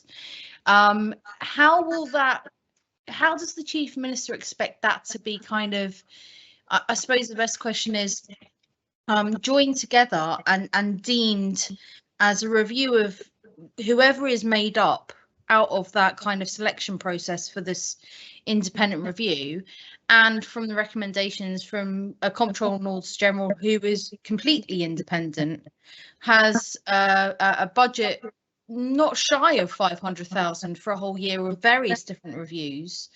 to carry out looking into various aspects of governance and accountability and the way decisions are made. I'd just like to kind of understand the rationale from the Council of Ministers, I think, in terms of an amendment for having another review and what they expect the outcomes to be, rather than that public inquiry, which may be slightly different nuance to what the public will see in terms of outcomes. And I think that'd just be a very useful understanding, not just for myself, but I think for the rest of the island, if we're going to be spending £500,000 on this. Thank you, sir. Well, you want to comment, Harbison Bullard? Thank you, sir. I'm grateful that the Council of Ministers welcomes my proposed initiative. This amendment calls for the report to be submitted by the end of July and argues that the work can't be done quickly and it shouldn't report until after the election on the 22nd of June, and indeed propose the 29th of July for its submission. States members, sir, must make a call on whether it is acceptable to hold over the report, directly addressing imminent, very serious risks and required preparations until after the election. Personally, sir, I think the Council of Ministers amendment, whilst perfectly credible, is being dictated by standard operating procedures or perceived logistics, and is actually missing the point that we must give this urgent attention in this volatile global situation in which we find ourselves.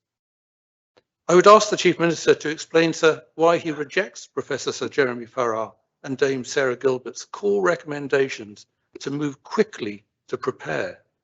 Does he know something we don't? Can he please also justify why the report date should be delayed until 10 months after he first told us that he agreed in principle for an independent inquiry? I respectfully ask states members to make the choice between more dither and delay, or whether they wish Jersey to move at a pace in time of need and at 21st century speed, as envisaged in my proposition. It's a clear choice. There is one other very important point that I put to members. In rejecting the whole notion of a rapid lessons learned inquiry at my proposed timescale, the Council of Ministers will turn away most of the high caliber experts who would be prepared to devote a maximum of 3 months, but no more, to being members of the panel. The sort of people we need as panelists will be busy experts, motivated primarily by a call to civic duty of the highest order. Longer term panels require different experts and will be considerably more expensive. Finally, sir, let me answer the "it cannot be done in time" claim. Make the process and culture work to achieve the task in time, just as business and the military do. Fast track decision making appropriate to this public safety emergency. Dame Kate Bingham's vaccine task force, outstanding success flowed from Sir Patrick Vallance insisting that it could be set up in time outside the usual government process and controls. So within hours of the States Assembly authorising this inquiry, the chair and vice chair of PPC in the greffier could hold an initial meeting with a potential chair to establish availability and early thoughts on how a rapid lessons learned inquiry they might chair would work. Within 48 hours, hold a second meeting in person if possible to agree modalities, support required, and other detail is required. Within days, the candidate chair briefs the PPC on their proposed terms of reference, outline panel, modalities and timelines for a same-day decision as to whether to proceed. Sir, it looks as if Omicron is going to hit us hard, and it'll put further strain on our health system and risks reimposed restrictions on our freedoms. We mustn't let the quagmire of conventional process dictate timelines. I have, sir, submitted a proposed timeline to the chair of PPC for the committee's consideration. The response, sir, was "can't do" and disappointing to say the least, and implied a complete lack of understanding of the gravity of the situation we find ourselves facing. Our wonderful team at the GREFSA are usually wizards at processing matters such as this with great alacrity, so I was really quite surprised. With the greatest of respect, sir, the chair of PPC is thinking normal process and not understanding that this is an emergency that we need to move at the pace of the pandemic, not the pace of normal business. It is a rapid lessons learned inquiry Jersey needs with a report in a few months, not next July. The chair of PPC, together with the Council of Ministers, or the other way around as the Chief Minister suggested, needs, sir, to put public safety at the forefront of their minds. Dame Kate Bingham's appointment to the UK Vaccine Task Force is the example to follow outside of all usual process, and I would urge members to listen to her University of Oxford inspiring Romanes lecture if they can find time. The Chief Minister and the PPC Chair can consider 3 candidates for Chair in the timescale proposed if they shift into global pandemic emergency and public safety mode. It's not normally in my nature, sir, to be so blunt, but this is not the time to pull punches. We must make this work, and with a positive attitude, I believe we can. So I thank members for their attention and ask that they vote against this Council of Ministers amendment, but support my government plan's second amendment as presented so that we can proceed without delay. Thank you, sir. Much Conatap. Deputy Martin. Thank you, sir. And for the record, sir, I was the one probably dragged kicking and screaming to support even the amendment to the amendment and the amendment. It's £500,000, sir, and I'm trying to answer Senator Walvite here as well. A potential chair is in the wings. It's dirty and it's going to be rapid and we're going to have lessons learned. What is it, a paper desk exercise the council wants, but he must have it by this certain date. And again, we are going like that with our numbers. Will it take into consideration when we were going like this last year with our numbers? We had a vote of no confidence. Everything this council proposed, we had a backbencher shove something in, sir, on a Friday night. Let's go for elimination. Let's not open the borders. Anything we tried to do went to the Assembly. Everything that we all did should be done into a report. Not this. I've got someone sitting in the wings, sir. I've got someone who can do it quickly. And he forgets, sir, sorry, sir, the council does know the very hard working officers have been working all the way through, all the medical staff who need to get these papers, need to answer the questions, all over now the Christmas period, apparently. But no, don't worry about them. Just they can carry on while we go off and have our nice little Christmas dinners with our families. But we must have it for this date.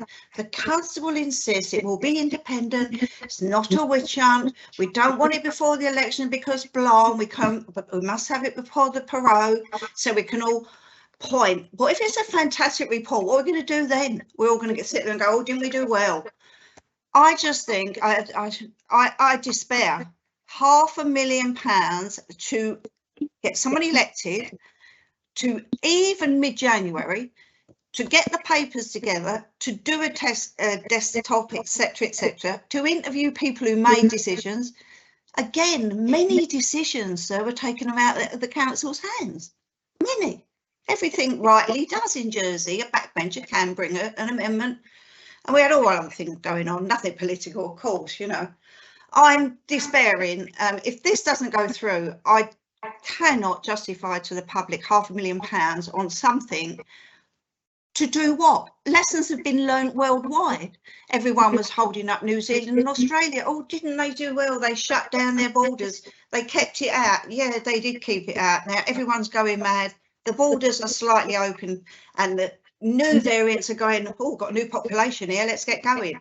And a lot of their population thought, you know what, we haven't got it, so let's not even get vaccinated. There's no lessons learned. We're still dealing. And if there was a rapid let's know and a to go to sheet, couldn't we have done with that on the 10th of March 2020, sir, when we had our first case? I can't justify, I can just about. I'm even now even doubting, because I did tell council that I was very very dubious. Chief Minister persuaded me, along with Deputy Young. He was like, this would be good for us. You know, people want to know what they want to know. All the decisions made came through the council, briefings, press conferences. People still said we didn't do the right thing. Guernsey was held up to us so many times. And then suddenly after Christmas last year, Guernsey got a second wave. Didn't look so good then. I don't know, sir. It's £500,000. It sounds like somebody's sitting in the wings. It don't sound too independent to me. And as Senator Walworth says, we have the CAG. I'm very sorry. I think I need persuading even to support the council amendment now. But if this doesn't go through, it cannot physically be done a proper lessons learned, not finger pointing, not including every single person in the Estates Assembly who had roles to play in delays, roles to play in decisions that weren't allowed to be done, has to be done because that's the way the Assembly works, sir. So I think I'm changing my mind as I speak, and I really cannot. Well, I'll wait and see, as I say, sir, but I really think I'm going to hear some speeches that are going to come up and say, oh, come on, we've got to have it by the end of, be done by the end of March, written up by the end of April, and then you've got 2 weeks before proroguing. And for what? Lessons learned. And then it's getting worse as we speak. We want the same people to do something. Don't do what you did last year. Do not look over your shoulder when the train is coming towards you right now and say we need lessons learned. Thank you, sir. Thank you very much, Deputy. Deputy Alps. Thank you, sir, and I hope members can bear with me because I'm losing my voice, but felt that I had to answer the Constable of St Bellard's attacks on PPC as PPC chair. I understand the urgency of this review. That has never been a question. However, the Constable has suggested throwing governance completely out of the window, and a method that would suggest leaving us open to claims of bias, which is something that as an assembly we can't do. We just cannot risk doing, sir. Excuse me, sorry. Any kind of review that we do has to be robust. This sort of speed is just not appropriate, especially when we're still in the midst of the pandemic. So, sir, you know, we are not comfortable with how this could be established in such a swift timescale to ensure that appointments are independent and impartial, let alone ensure that the review is undertaken in a thorough and meaningful way to such a strict deadline. This is the reason why PPC cannot support this, sir. It's not that we're against this. It's not that we don't want this to happen, because we absolutely, well, I've not heard otherwise from the committee members, but I absolutely want this to happen, and I think it's absolutely paramount that it does, sir. But we do have to make sure that it is an open and transparent process, and that is really crucial, sir. So, sir, I think I'll end there. Thank you. Thank you very much, Deputy Ash. Thank you, sir. And probably to the regret of several members, I haven't lost my voice. What concerns me on this is a massive subject. It really is. It's a big subject for the island to really have a good look at what we did. As far as I'm concerned, £500,000, and I don't want to use the expression it's neither here nor there, but because it obviously is a sizable sum. But it is vital we spend money on having a proper report into this. The lessons learned, we've obviously got many right at the beginning as to how prepared we were, how quickly we reacted, etc. My problem is, and I think this is where the Chief Minister's amendment comes in, is that we had a debate in the last assembly, sir, you may recall it on the, particularly as you are responsible for the Durats, on the Alice Rayner Fund. Now, we were told by the assembly there, the Durats had said, could the Treasury take that fund over? Pretty easy, pretty cut and dried. No, we were told we needed much more information on that, sir. Let's take it back. Let's have another look at that. Let's go back. So we will eventually probably have to bring that back in the next available assembly, which will be in January. So that's 2 months for what is a cut and dry issue, sir. We seem to have this, some things we can take all the time in the world, but when we've got this massive issue, and it is a massive issue, let's rush this one through as quickly as we can. Let's get it through by April. Let me look at this. I could do this for if in fact, if someone wanted me to do it for £100,000, I'll do a quick report. You can have a look at it, and I can even tell you 1 or 2 things that would be in that report, sir. Let's have a look at what I've just jotted down in the last 5 minutes that would need to be looked at. And by and large, the government have done a good job. I think that's one of the things that would come out of it by and large. And then they'll look into the rest of it, the Nightingale Hospital. You can look at that 2 ways, sir. 1, it was there as an insurance policy. 2, it was never used. Was it the right thing to put it up? I don't know. That's something a proper inquiry would have to look. But let's look at it. Vaccine was rolled out well. The NHS didn't let us down. How quick could we have been quicker? Could we not have been quicker? These are all things that would have to look at. The £100 scheme, could it have been more targeted? Yes, in my opinion. Could supermarkets have been excluded? Yes, I think they probably could. Was it a success? Yes, I think it was. Was the government helped by having to divert resources to fight a vote of no confidence in the middle of a pandemic? Of course it was. Was it fatal? Possibly not. That's all for an inquiry to look at, sir. Care homes, should they themselves have had more PPE at the beginning of this, knowing it was on its way? Were the government slow in providing that PPE when they looked for it, sir? These are just things I've written down in the last 5 minutes sitting here. And yet we are now being told that an independent inquiry should be able to come in and look at way wider than I've just given you, and be able to funnel that all through by April. I just do not believe it, sir. And I would really ask that whoever we get to do this is given time to do it properly, comprehensively, so that lessons can really be learned if there are lessons to be learned, and I'm sure there are, and praise can be given out if there is praise to be given out. And I'll leave it there, sir. Thank you. Very much, Deputy Wickenden. Thank you, sir. And I'm glad to follow the previous speaker. I'm trying to work out, though I very much look forward to the review one day that we will have, that will look back at the decisions that were made by the government on dealing with a pandemic, because I have full faith that it will say, as Deputy Ash said, that by in general we did all the right things. But who's the report for? This rush, who is the report for?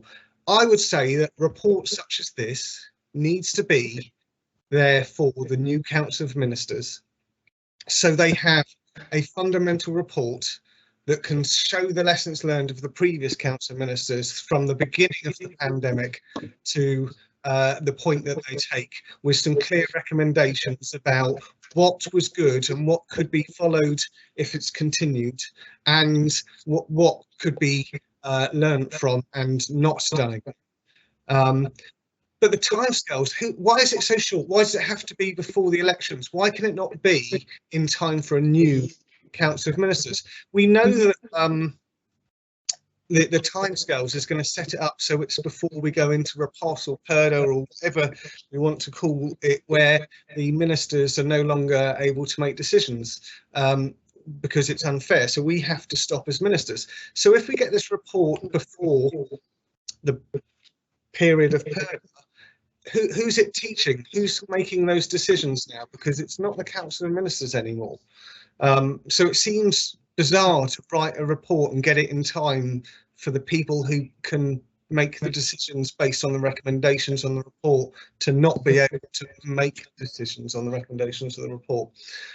And to turn around to anyone and say, right, we're going to go out, we've got to go out properly to go and find an independent chair, and then say to them, you have to now go and get your terms of reference put together, you need to get a team put together, and you need to go through 2 years of minutes, of decisions, and look at very much a lot of the things that were done. Was the co-funded payroll scheme done correctly to the right areas of the economy? Was what information was known at what time? Early on, I recall, when the pandemic first started, the amount of information about how COVID affected and who it affected and how it was going around the planet and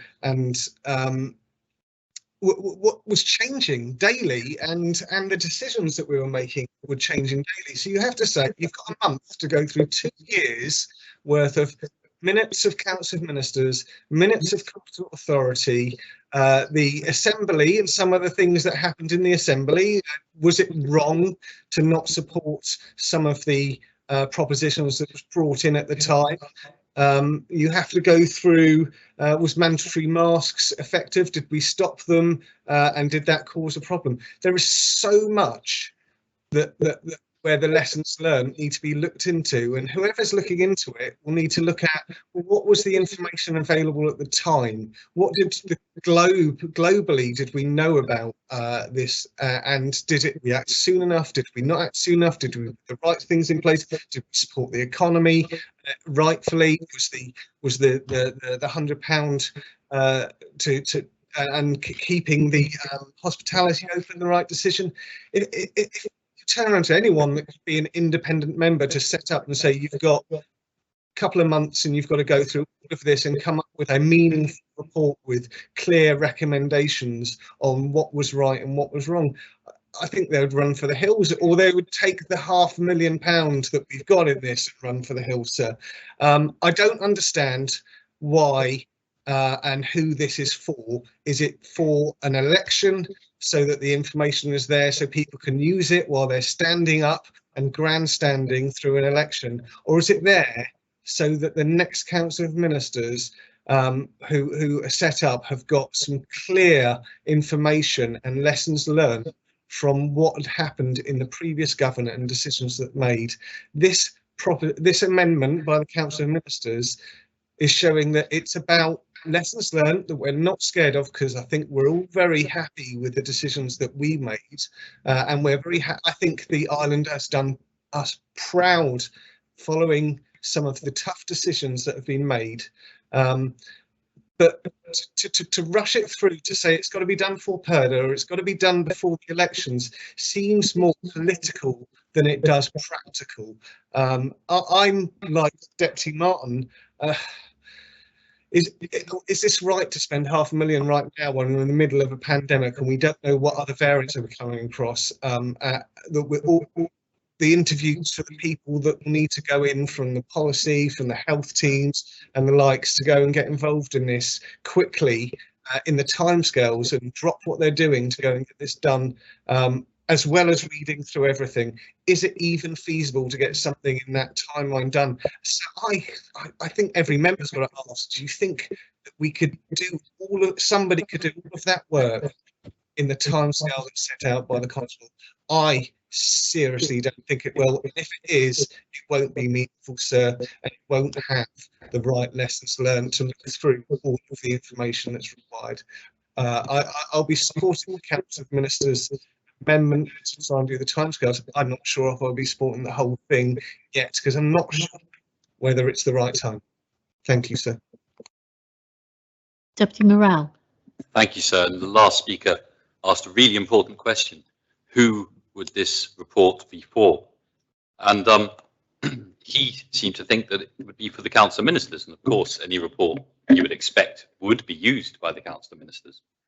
But surely in the biggest crisis to have faced this island since the occupation, this report should be there for the electorate, so they can help make their decisions based on the people and the responses that they saw, positively or negatively,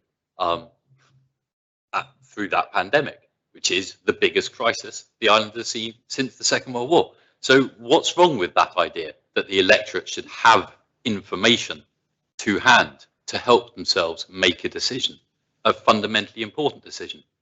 Really strange.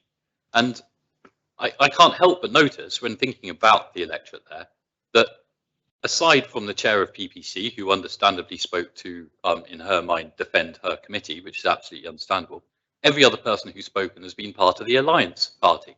The Alliance Party, which is the party whose interest is in maintaining their power. And so their interest is likely to be in ensuring that it's probably, rather than gambling and hoping that a report would be wholly positive, let's push that out beyond the election, because that way it won't affect the election. So of course there seems to be interest from members of the Alliance, the power protecting Alliance Party, to ensure that any inquiry didn't report before the election. In my mind, the electorate need information.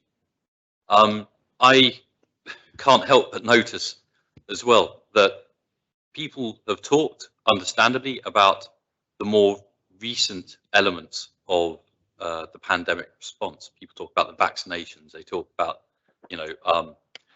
the business support, things like this, things which have been very good, there's no question at all. But actually my interest isn't in the latter stages of our response as we got to understand things. My interest is really in the months leading up to March 2020 and the initial perhaps 2 or 3 months after March 2020. Those are the times when I think that it's really important to see where Jersey was at that moment. If I ask you to cast your minds back, in November, Jersey undertook a pandemic flu response exercise with Guernsey. Guernsey published its report, Jersey never did. If you remember, our medical officer of health at the beginning of the pandemic was away on sick leave. The medical officer of health hadn't been, initially, there hadn't been someone appointed in their place. In the end, Dr. Muscat, who has become obviously in so many ways the very positive and base of the response to the pandemic, and all islanders are extremely grateful to the incredibly hard work that he and his colleagues have done. But he initially wasn't in a position to act as medical officer of health. That had happened because, I don't know, a decision was made by the executive somewhere that actually the medical officer of health is on sick leave. The chances of us needing a medical officer of health in the next 6 weeks, 8 weeks, 2 months, they're small. Lo and behold, pandemic hit. What did we need? The one person we did need as an island was a medical officer of health. And so suddenly there had to be a sudden promotion to that role. We can also see, and I think many of us would likely think, that in those early days we were relying on the UK and their analysis of the situation. Well, we now know that the UK's early response and analysis of the situation was unbelievably wrong.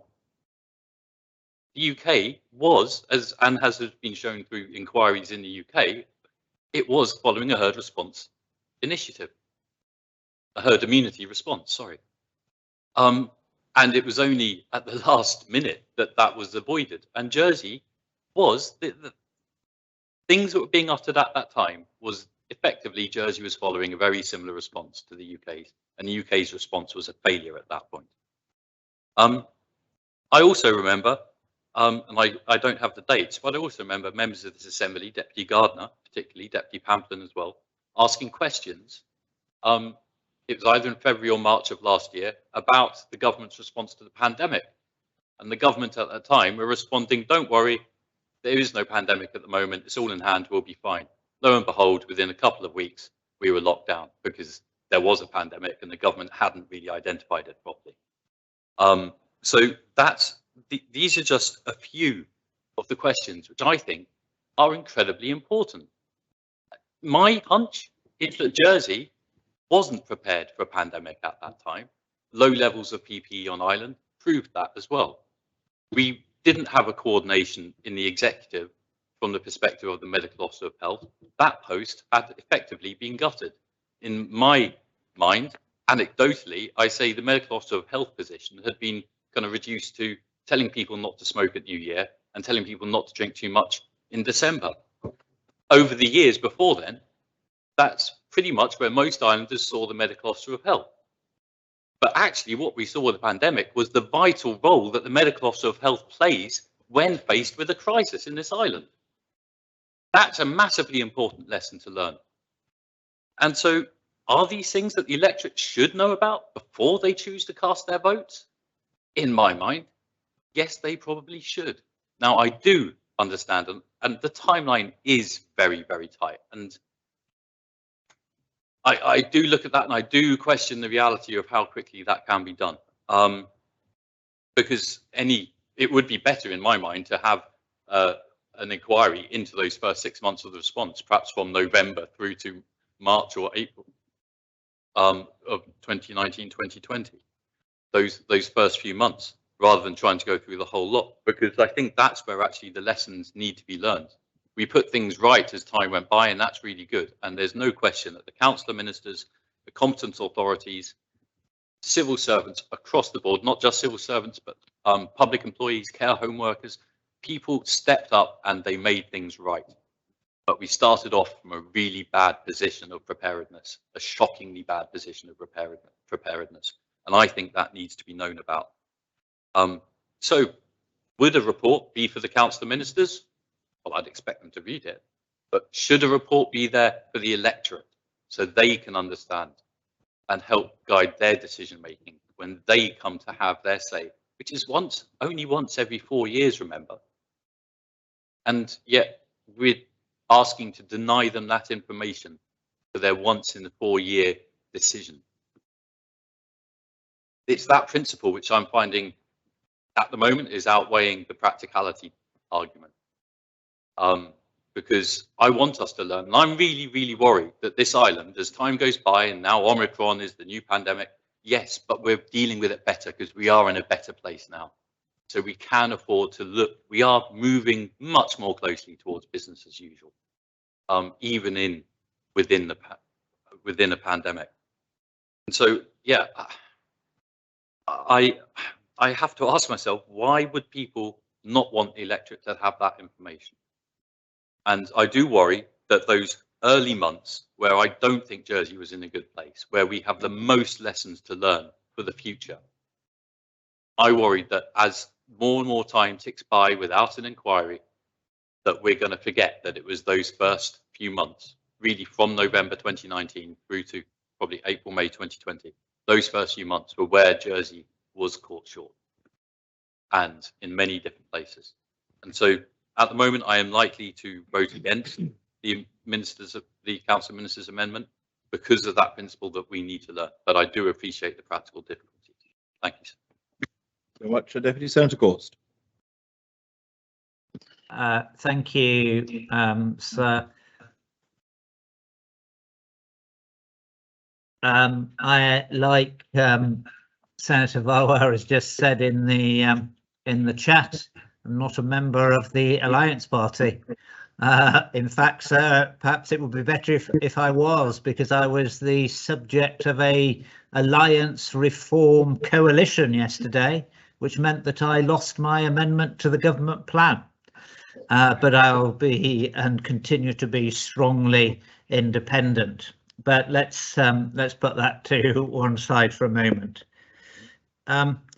Sir, I think that the last speaker we just heard was really speaking in favour of a public inquiry rather than a lessons learned inquiry that the CONITAB is proposing in his amendment to the government plan.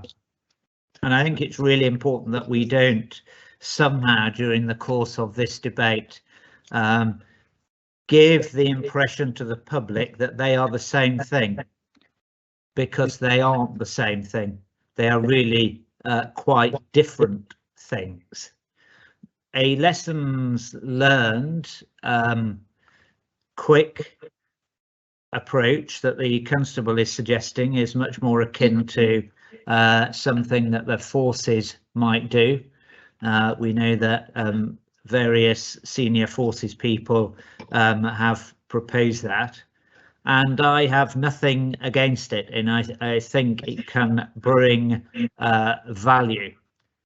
But it is not the same thing as a public inquiry that will spend days and weeks and years looking at every single decision and taking great detailed evidence that I think some are suggesting it might be. And I do want to just pick up some points from the immediate last speaker, because I don't think that there is any, certainly a Western government, when one reads how Western governments responded to the pandemic, and I'm not sure there's any government across the globe that was prepared for a global pandemic. Did they all have it at the top of their risk registers? Yes, I think they probably did, sir. Did they, as the Deputy just reminded us, had they done pandemic responses and tabletop exercises with gold and silver command working together with forces? Yes, of course they had. But was any government actually prepared and have in place the processes and decision-making structures to deal with the global pandemic as we now know it was? No, they didn't. And we can't kid ourselves, and there's no shame in saying that nor did we here in Jersey as a small island community with a small government. And I think that what a short, sharp review, lessons learned, is going to tell us is really going to be about that decision-making structure, and how, when you come to deal with a pandemic, you need to put in place a structure that somehow adheres to governance, but it is wholly different from the daily governance arrangements that you would expect from a government. And this is why I think that Senator Valois asked some really pertinent questions. The Controller and Auditor General has done some interesting work in regard to various elements of the government response to the pandemic. And that, I think, is right, that she should do that, and that the PAC should pick them up and go with them and follow them up appropriately. But we remind ourselves, as the last speaker did, of the chaotic nature of governments around the globe as the pandemic was racing and raging across Europe. The science was very uncertain. The evidence was uncertain. The way that the virus would perform and impact health was uncertain, and there's no point us looking back now and believing there was all this great certainty, because there wasn't. And were government decision-making structures appropriate to deal with all that great uncertainty? Of course they weren't, because government decision-making processes are bureaucratic. They're about making sure everybody's crossed the T's and dotted the I's. They're about being respectful of democratic legitimacy. And in the face of a pandemic, we find that those structures are not always appropriate. So we, like everywhere else across Europe, found ourselves with a shortage in the early stages of PPE, and worrying about where we were going to get a supply of PPE. Interestingly, some of those calling for this short, sharp investigation, which I support, were equally at that point calling for us to use their expertise to help with the supply of PPE from around the globe. And so there was that element where we had to work within governance structures which weren't necessarily the ones we would normally have followed in order to secure PPE contracts. And I am quite happy and prepared, and I've said it publicly, that I supported those decisions and signed off those decisions, and I am perfectly prepared for my name to be associated with those decisions, because that was what was required. That was what, sorry, my camera's just gone so again. That was what was required in at those times. Equally, if we look back, did we have what in the trade is known as a red review team that was able to review recommendations and evidence and things that were coming forward? I don't think we did. And I think that this short, sharp review would certainly be making suggestions about how one would stand up such a red review team to work alongside civil servants and ministers during those early days of a pandemic. So there absolutely are lessons that can be learned, but it won't be a public inquiry like lessons, and that information wouldn't go into the public domain. For this amount of money, it's going to be quite high level, looking at decision making structures and how decisions were made, as much as it is trying to opine on whether it was right to have a Nightingale hospital or not, trying to opine on whether the hospital was ready, trying to opine upon the vaccination programme and all of those other things. And all of those other things like business support, etc., etc., etc. The question before the Assembly, of course, not quite yet, because this is about timing, is whether that is the sort of review that they want, or whether they want the Controller and Auditor General to keep doing her work, or whether they do want a much more formalised public inquiry, which rightly wouldn't actually be able to complete its work, because the overall impact of the pandemic has to be weighed up against other ailments, other societal harms, if you are to do it fairly and rightly in a public inquiry. Can this short, sharp review be done in the timeline that the Constable is asking for? I really wish it could, because all of the things that I've just spoken about should be in the public domain so that voters at the next election can judge me on whether I made those calls right, just like every other minister. I'm not afraid of that. I'm not, don't want to hide away from that, which is why I'm speaking in the terms that I am, sir. But can it actually be done? It can't. PPC have recognised that. Council of Ministers have recognised that.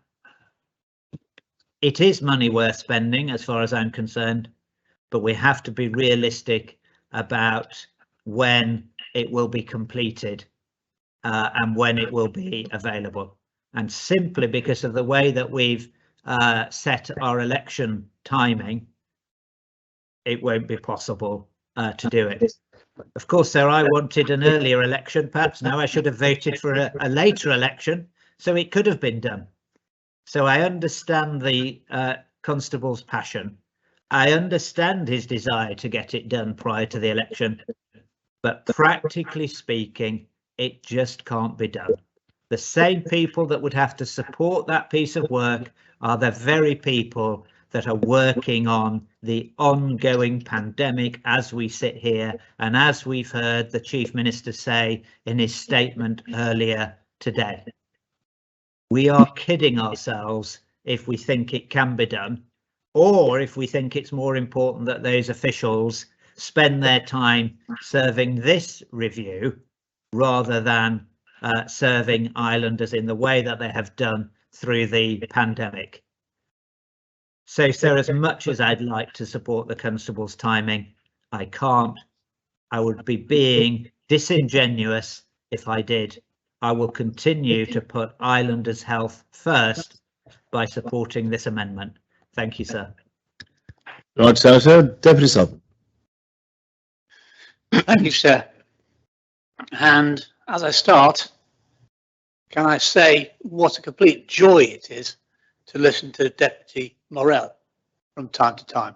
Not always, but sometimes when he gets his logical, rational head on, he's really excellent value for money and very clear and focused. He can focus. Now, I share a lot of his sentiments, what he said about the early months of the pandemic. I think there were lessons to be learned early on about PPE and other things and how we responded or didn't respond. And I think there are useful lessons to be learned from that.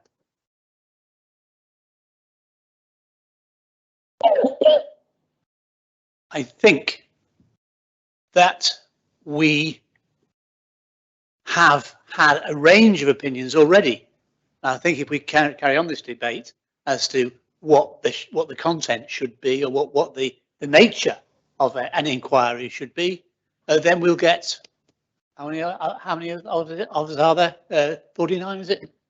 49 opinions, I think, and 49 lists of stuff. You should go look here and you got to look here. But this is a decision in principle, and I think that what we need is to concentrate on that sharp focus. Does the electorate wish to know how we performed in that period? I think they do. And I think before they undergo the next election, I think they should know something about what happened and how well various ministers coped or otherwise with that situation. I think there's another body that needs to know those sort of things, because not only will we be having an election for the public on the 22nd of June, but that will be followed sharply by this body choosing its ministers or electing its ministers. And again, that judgment that says how well did they do, some of them being ex-ministers, certainly the decision said, who can I support? Who do I think has shown themselves to be capable and rational around major incidents? I think that's a piece of information that we need before we go ahead and appoint and accept a new team of ministers, some of whom will have been through this process anyway. So that's my addition, if you like, to what Deputy Morell had to say, and I intend to vote for an inquiry, and I do not think that this postponement of the answers or the questions being answered that's proposed in this part of the amendment is, I think, I hesitate to say it, but I think the public certainly will view that in a very bad light. This is ministers hiding behind secrecy, I'm afraid, and whether those ministers have performed well or whether they think they may come out having performed badly. I think we deserve the electorate and ourselves to know what's been going on. Thank you. Very much, Deputy St. Juan.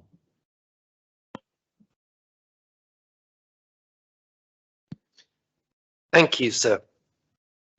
And I would like to give my support and welcome a rapid independent review, because I recognise it as an opportunity to learn about our response to the pandemic, and it is important that we learn and inform future government responses, not just to pandemics, but to any unexpected disruptive events.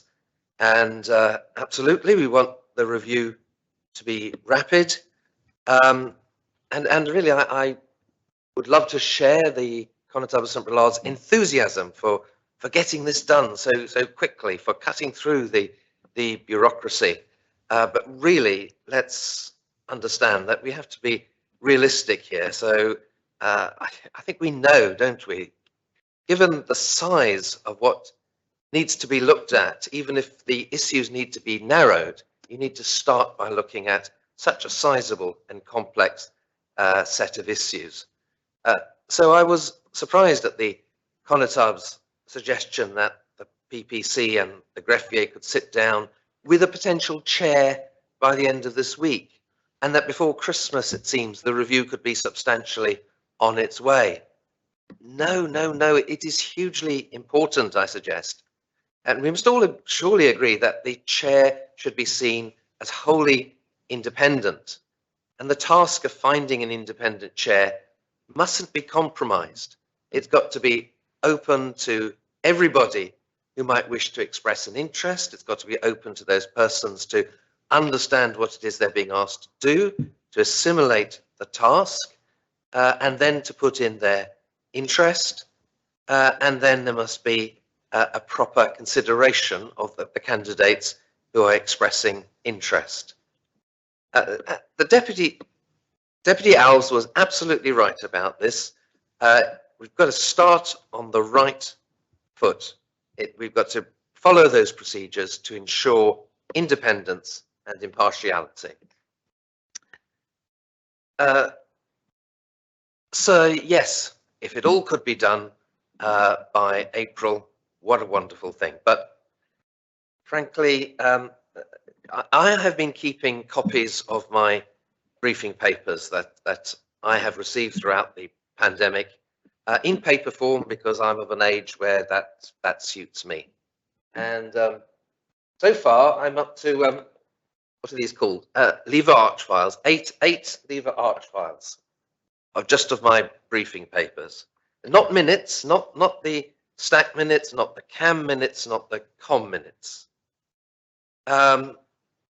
So any panel appointed would need to look at all that sort of paperwork, even just to decide what they might not be looking at and what they might choose to look at. And then, of course, there's all the operational detail and data around how things were delivered, which I don't necessarily have at that operational level. And then we've been speaking in this debate about government's response, but what do we want? If it's about lessons learned, what did this community learn? What do we need to know about how islanders were affected by our decisions? And sometimes as government, we don't know that. We don't have a direct line of understanding of the mental health implications for islanders, the stress and the worry this has caused, the economic impacts. So do we want to go beyond the government response? Do we want to understand from islanders how the pandemic has affected them, and what are the lessons learned from that? How should government be organized to better support islanders? What steps, what measures should be in place? So do we need to hear from external parties to government? For example, Brighter Futures have been magnificent in supporting families throughout the pandemic. They've increased their work. There's a great need amongst families, and they're not able to reach everybody, but they know the need. So I would love them to come along and speak about that and learn their lessons, and their lessons that they can tell us would be incorporated, would become part of this review. And it's not just Brighter Futures, there are so many organisations in the voluntary sector who have contributed to safeguarding islanders over the pandemic. And I would want them to have their part too, and the review to find time for them to contribute. And what about care homes, other private businesses involved, GPs, critical players over the last 2 years? Surely they must be permitted to give their response.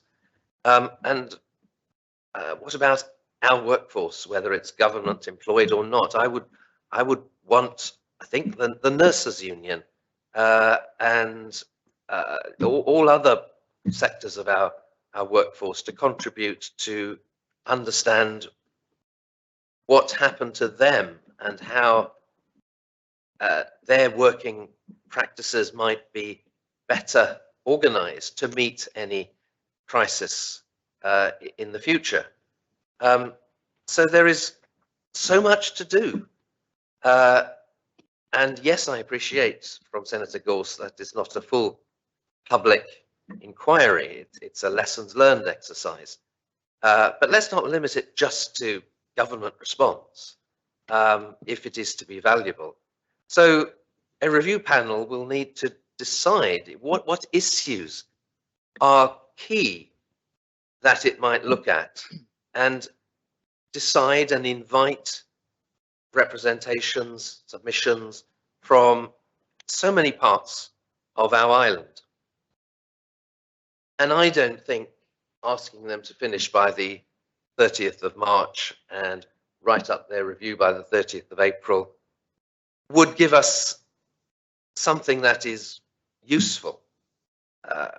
I mean, it would give us something, but it might be less than helpful. It would be rushed. And I wouldn't want anyone contributing to feel that they've been pushed, they've been rushed, that the process would look to be something rushed just because it's got a deadline which some people want before an election period. And the thing about the 30th of April date is that when it lands on our desks, there's nothing we can do about it. Our term has come to an end. So we receive this and we can't act on it. We can't ask questions about it. We can't start taking decisions around it. We can't start planning around it.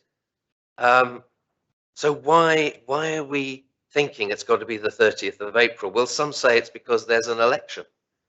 But I wonder if those panel members would be concerned about that. Or would they be concerned that they've got to complete a report because some might want to turn it into political ammunition to use in an election campaign? That's not what we're asking them to do. We're asking them to provide a lessons learned for future planning. So yes, I think they would be most concerned if it was seen, and it could well be seen, and is likely to be seen if it lands just before the election, that this is something to be thrown into the melting pot to be bandied around in the election. And then perhaps, oh goodness knows what afterwards. It's something that can usefully be received by the new government, by the new assembly, and by the island as it settles down after an election. And the planning starts to ensure that we are in a better position when the next pandemic, the next unexpected crisis comes along. So I suggest we let the review continue through the election period, that perhaps they could cease taking evidence or take evidence up to the start of the election, then let the members of the panel mull over that evidence and draft out their review findings and finalise it, ready for a new States Assembly. There's no need to rush this. We are at risk if we rush it. We are at risk of something that will be an outcome which is less than helpful. Let's do this well. I support it. I would want to give evidence to it, and I would want to learn lessons because there are plenty to be learned. But let's make sure that we can do that in a comprehensive, valuable way. And therefore, sir, I would urge members to support the Council of Ministers amendment and agree a slightly later date. Thank you, sir. Much. Do you have a point of order, Deputy Ward? Yes, so it's not really with the speaker. I just wanted to raise the point that we've got, I think, 4 or 5 speakers left here. I'd like to speak on this. And I just, before we get to 5:30 and then somebody says, oh, well, let's extend it for half an hour and we don't know what we're doing, whether we could have some sort of discussion and decision on that and tomorrow and Friday and how we're going to finish, because we have a parish assembly that's very important tonight. Other people have lots of things going on in the evenings. There's something tomorrow evening. And it does infuriate me, sir, to be honest, when we do that right at the end of a sitting. And I just wonder, and also if people have families and so on and so forth, whether we can do that and just make a decision. But we will finish at 5:30 regardless tonight. It may be inappropriate. If so, that's fine by me, but thank you. Well, I'm not sure it's inappropriate. I mean, the Assembly is entitled to determine how it proceeds and how it operates. The normal time in which standing orders require that I ask members if they wish to continue or otherwise is 5:30. That's what it says within standing orders. But if someone wants to propose that we are clearly finishing at 5:30, no matter what, of course, the Assembly can change its mind at 5:30 because the Assembly can't tie its hands for the future. But there's no reason why the Assembly can't give an indication now. But it would need to be a proposition put before the Assembly. Yeah. Sir Senator Farnham, I wondered if I might propose we adjourn at 5:30 then, please. Very well. You would second that, Deputy Ward, presumably? Yes, sir. Thank you. Does any member wish to be heard on whether or not we should adjourn at 5:30? I would suggest, in order to make best use of the time, only if people want to argue against that proposition and suggest we carry on past 5:30, would they wish to speak? So could people just indicate if they want to speak against that proposition? Deputy Pamplin? So I only speaking because I don't know if it's more helpful to have an understanding of state of play left of public business, because I think that will also help the determining of the next couple of nights as well. It might put us in better stead in terms of where we are with the rest of the amendments. And we also, after the government plan, there'll be speeches there. And then there's some business after the government plan. And if I'm thinking ahead already of next week, I'm sure other members are. So I only raise that now, that 5:30 now, but I think some steerage would be most helpful from the Greffier. Thank you. There are 4 members who have indicated a desire to speak at the moment in connection with this amendment. Then there will be a response. There are 8 further amendments still to deal with. And then, of course, there is the debate on the main plan itself. There is, after that, I think, there's the draft finance Jersey law, the act declaring the finance budget is immediate effect, Social Security amendment of law regulations, and health insurance fund miscellaneous provisions, Jersey law, to be dealt with by way of public business before we move on.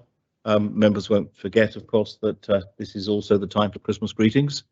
As the last sitting of the Assembly, I was going to suggest that we deal with those at close tomorrow, because Friday may well be an uncertainty of one form or another, and I certainly cannot be in the chair for Friday in any event, and someone else will be.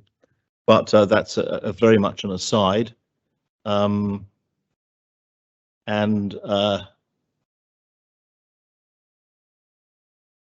So we've heard from you, Deputy Pamplin. Does anyone else wish to speak, not on this amendment, but on whether or not we should finish firmly at 5:30 today? To argue against it?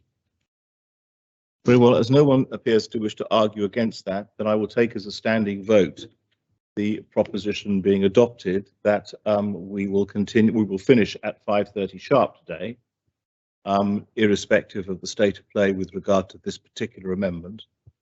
But could I ask perhaps that the chair of PPC give consideration and consult with members as to the conduct of future business and whether we need to extend time over the next day or so, and even giving consideration to what might be required of us next week in order to conclude the business of the Assembly prior to Christmas. So we will finish. Yes. Sorry, sir, can I suggest that we sit late tomorrow? Can I make that proposition now? The answer is, can I suggest, Deputy Alves, that people give the chance to reflect overnight and to work out whether they can alter their various arrangements and things of that nature, and that they might give you feedback overnight.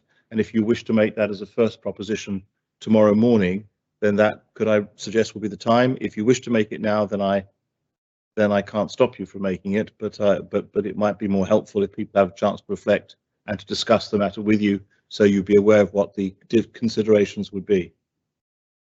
Would that be? Would you favour that? Yes, thank you. Thank you very much indeed. Very well. We continue now until 5:30, at which time we will adjourn until 9:30 tomorrow morning. Next to speak.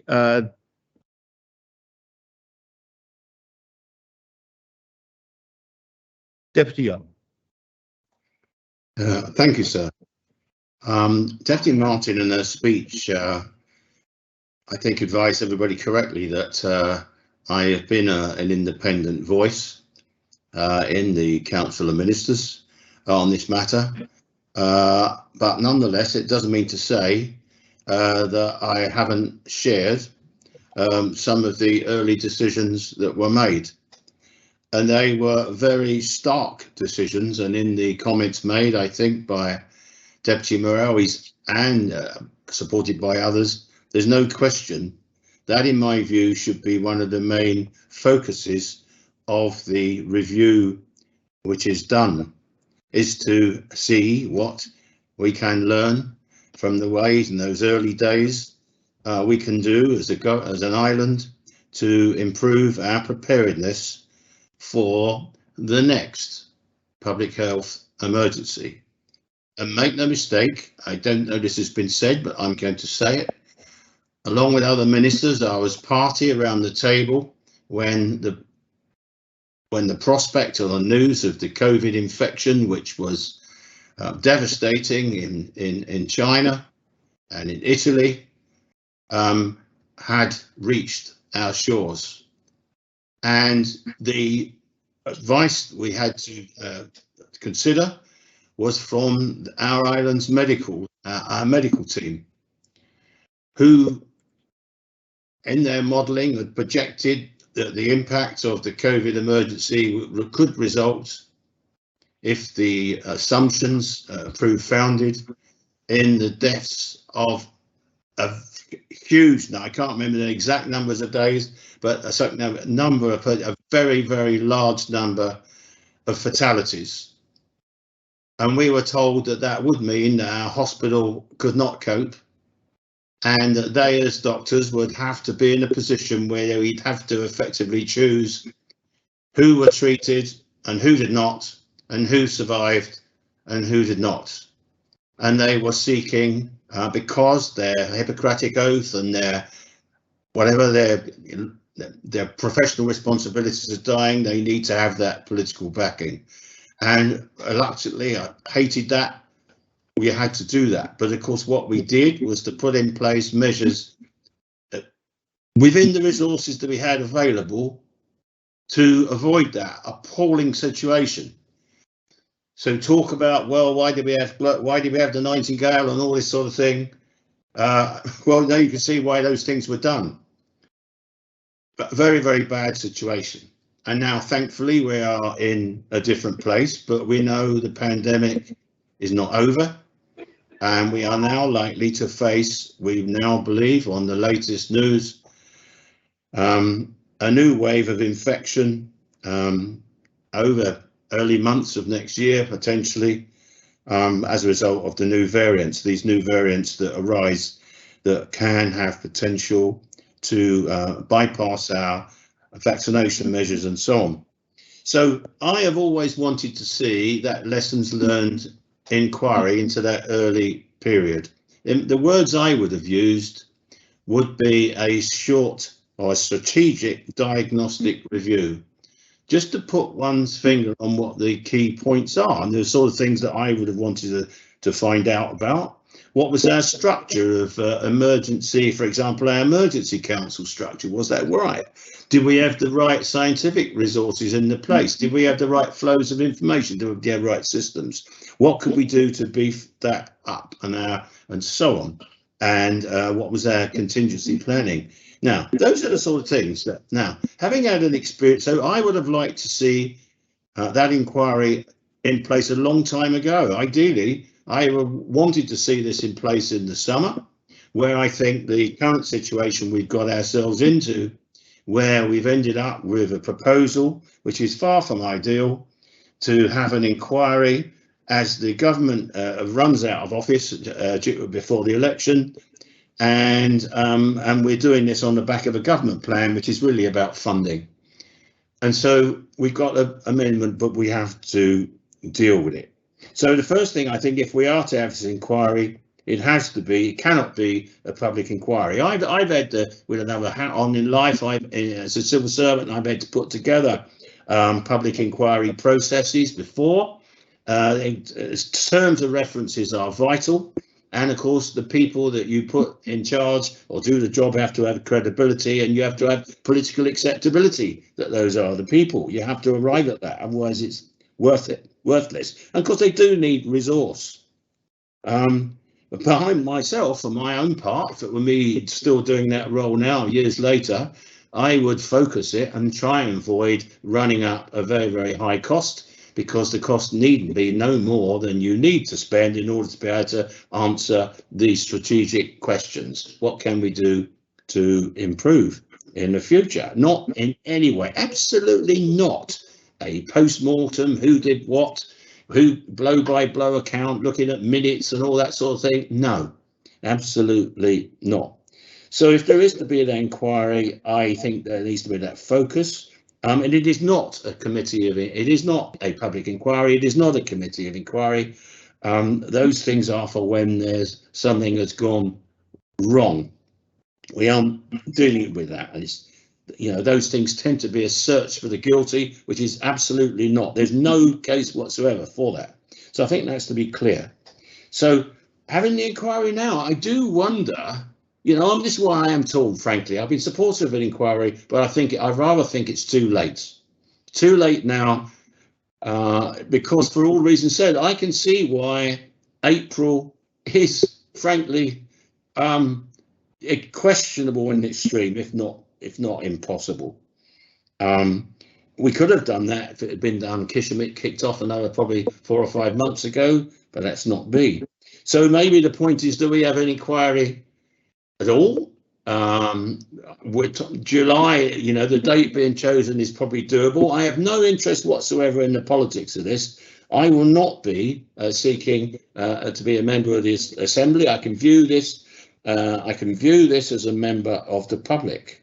And I think you know, for me, what is the point of it? It's about what information the government and members of the states have about what improvements need to go in place for the future, what law changes, what government structure, organisation, resources and so on, all those type of things.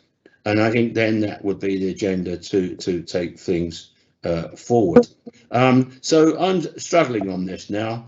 We've got ourselves in, frankly, this difficult choice.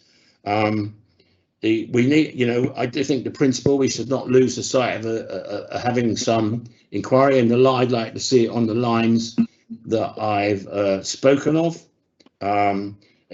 which I think would mean that we wouldn't have to spend 500,000. I'd like to think that's a budget allocation, and it can be done for some of the money well within that period, and money, and some can be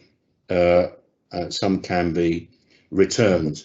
So I do think it's you know, I've struggled. I have spoken to people in our community who supported this, and I've told them I'm supportive of the idea, but I have to accept the timing. If we are to do this, it has to be possible. And I don't like, I mean, Deputy Morrell spoke about this. I do not like this whole point of being made about politicization. There should not be a politicization if you're asking for an inquiry into the performance of individuals. No, that's not what I think we should be doing. This is about how well, as a government, our structures and processes and our resource and organisation equips us for the next pandemic. Because as Deputy Gieler said today, a member, the variants are going to come along. We are going to have viruses. Today, it's this one. Dreadfully, the scientists tell us that the next one could be much worse. And we don't know, of course, how bad Omicron is. But there we are, sir. So I think, on balance, I will be voting with my ministerial colleagues, which will be a surprise to them because I had quite a strong exchange with them at the Council of Ministers about this and made my views known that we should have done this inquiry, why we need to have it. But I think I do have to accept the practicalities of the timing here, sir. I don't think we should give up on the idea of inquiry either. So if the amendment goes through, I should be supporting the substantive amendment to the government plan. Thank you, sir. Very much, Deputy. Conor St John. Thank you, sir. And whilst agreeing with a lot of what the previous speaker said, I have to disagree with his conclusion. Sir, the reasons which have been provided by the Council of Ministers in support of this amendment are superficial and vague, and in my view, members should not support this amendment. We are told that once logistics have been taken into account, the amount of time proposed by the Connétable St Ballard would not allow for a meaningful review to take place and a report to be produced. We're given no indication as to what these logistics are, but we are instructed that an additional 3 months in the review timetable would improve significantly the deliberation, analysis and outcomes. Sir, I've said before, I'll say again, I understand logistics in all shapes and forms. Sir, in my experience, you can achieve almost anything if you put your mind to it. Why is it that large nations can review their work, but a small island can't? The Council notes in their amendment that the more appropriate and realistic delivery date for the report should be the 29th of July 2022, being 1 week after the election of the Council of Ministers. It's disappointing, albeit not surprising, that the Council of Ministers have failed to produce a timetable or other document in support of this amendment.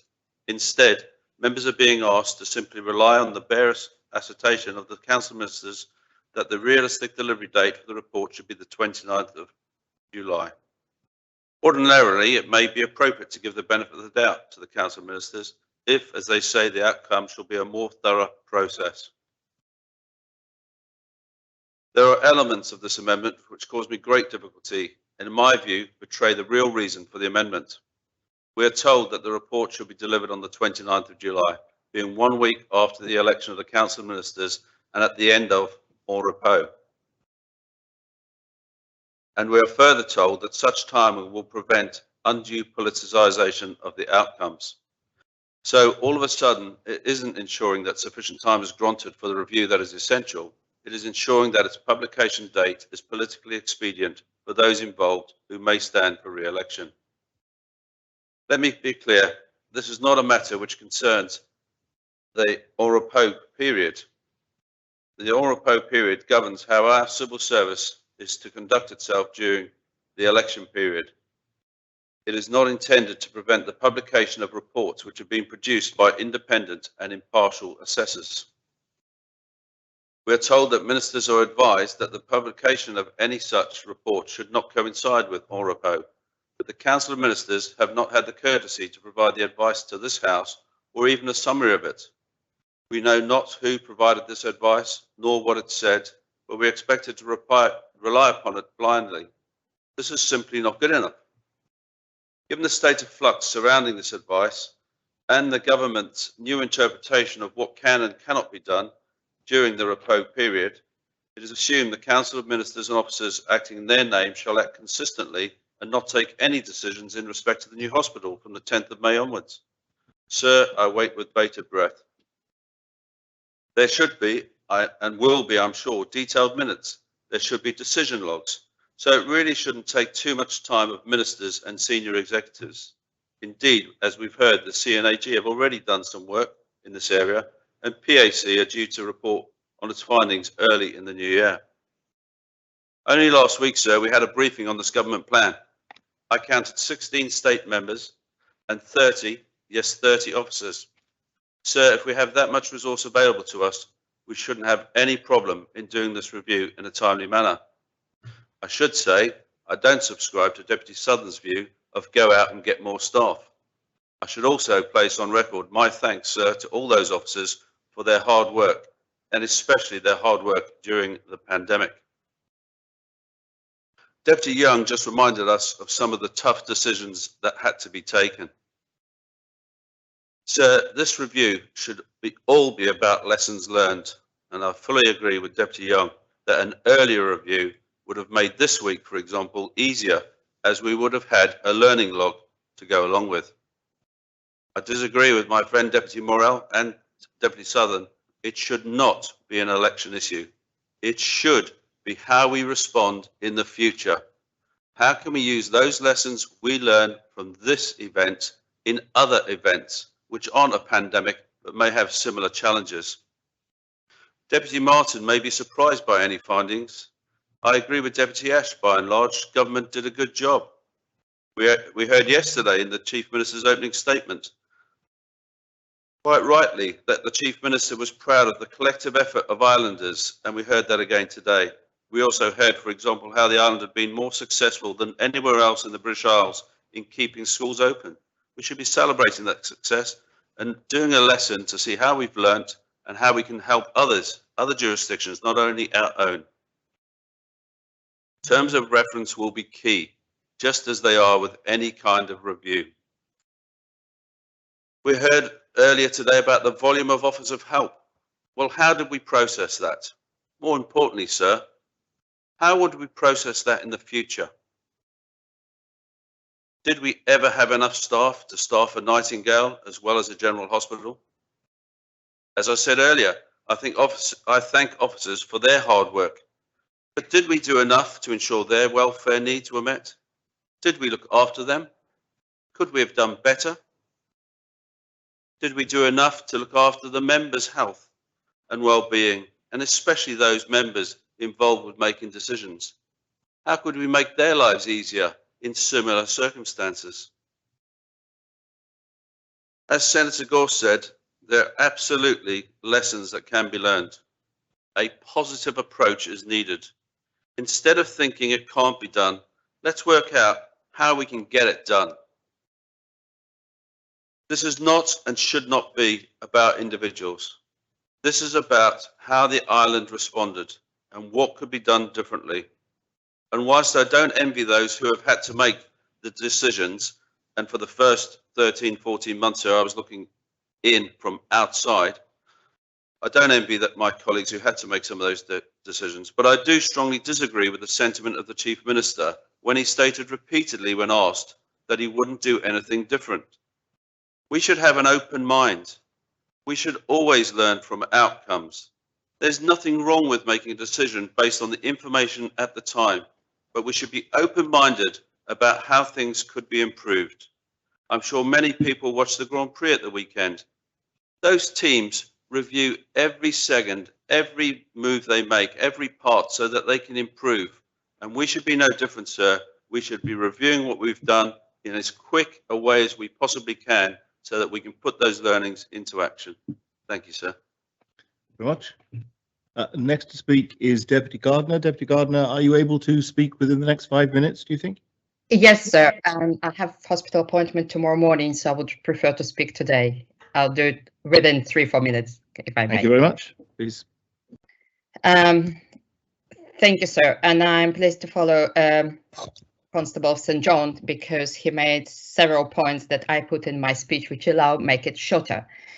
For me, this is the sharp focus review, how we're handling the pandemic to establish safeguards needed in the future. More quickly to prepare for 21st century speed. We know that we can be agile, we can act quickly and sharply, and it's not about blame game exercise. For me, it's recommendation on how to react in emergency situation, what we need to have in place for the timely reaction and the best possible arrangements for the future emergencies. Interesting enough, the time of this debate coming as the Omicron variant coming out. Data on Omicron suggests that even though we are less at risk individually, we are at greater risk as a population, as a nation, because of the numbers. We, again, have to delay some measures because of the logistic and operational challenges. Even the Chief Minister will try to bring it as quickly as forward as possible, and it will be a discussion about it. And it's bringing me back to the place where almost 2 years in the pandemic, we need to do quick lessons learned and to have this structure in place for the emergency response. We need to have system in place, contingency, management framework, and the lessons learned can help our decisions going forward. The usual process cannot dictate the timelines because today we have Omicron and another 6 months, and maybe in July when it should be published, according to the Council of Ministers, we'll have another variant and another emergency response will be required, which I hope not. But the pandemic or another pandemic can come in, and we can see how it's going waves during the last 2 years.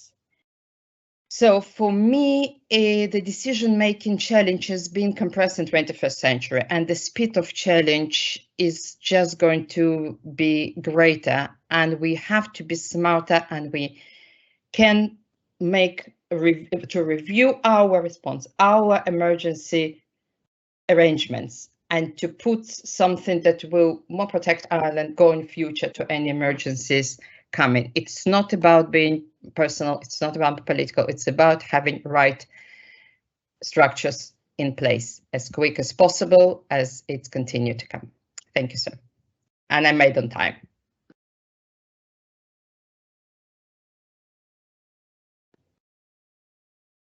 You're mute, sir.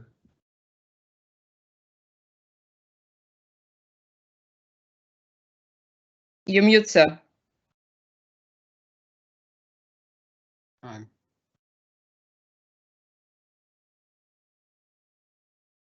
Oh, there it is. Is that it? Have we finished? I think that was the finish. It's muted. Looks like we've finished. I will speak tomorrow. Good night, all.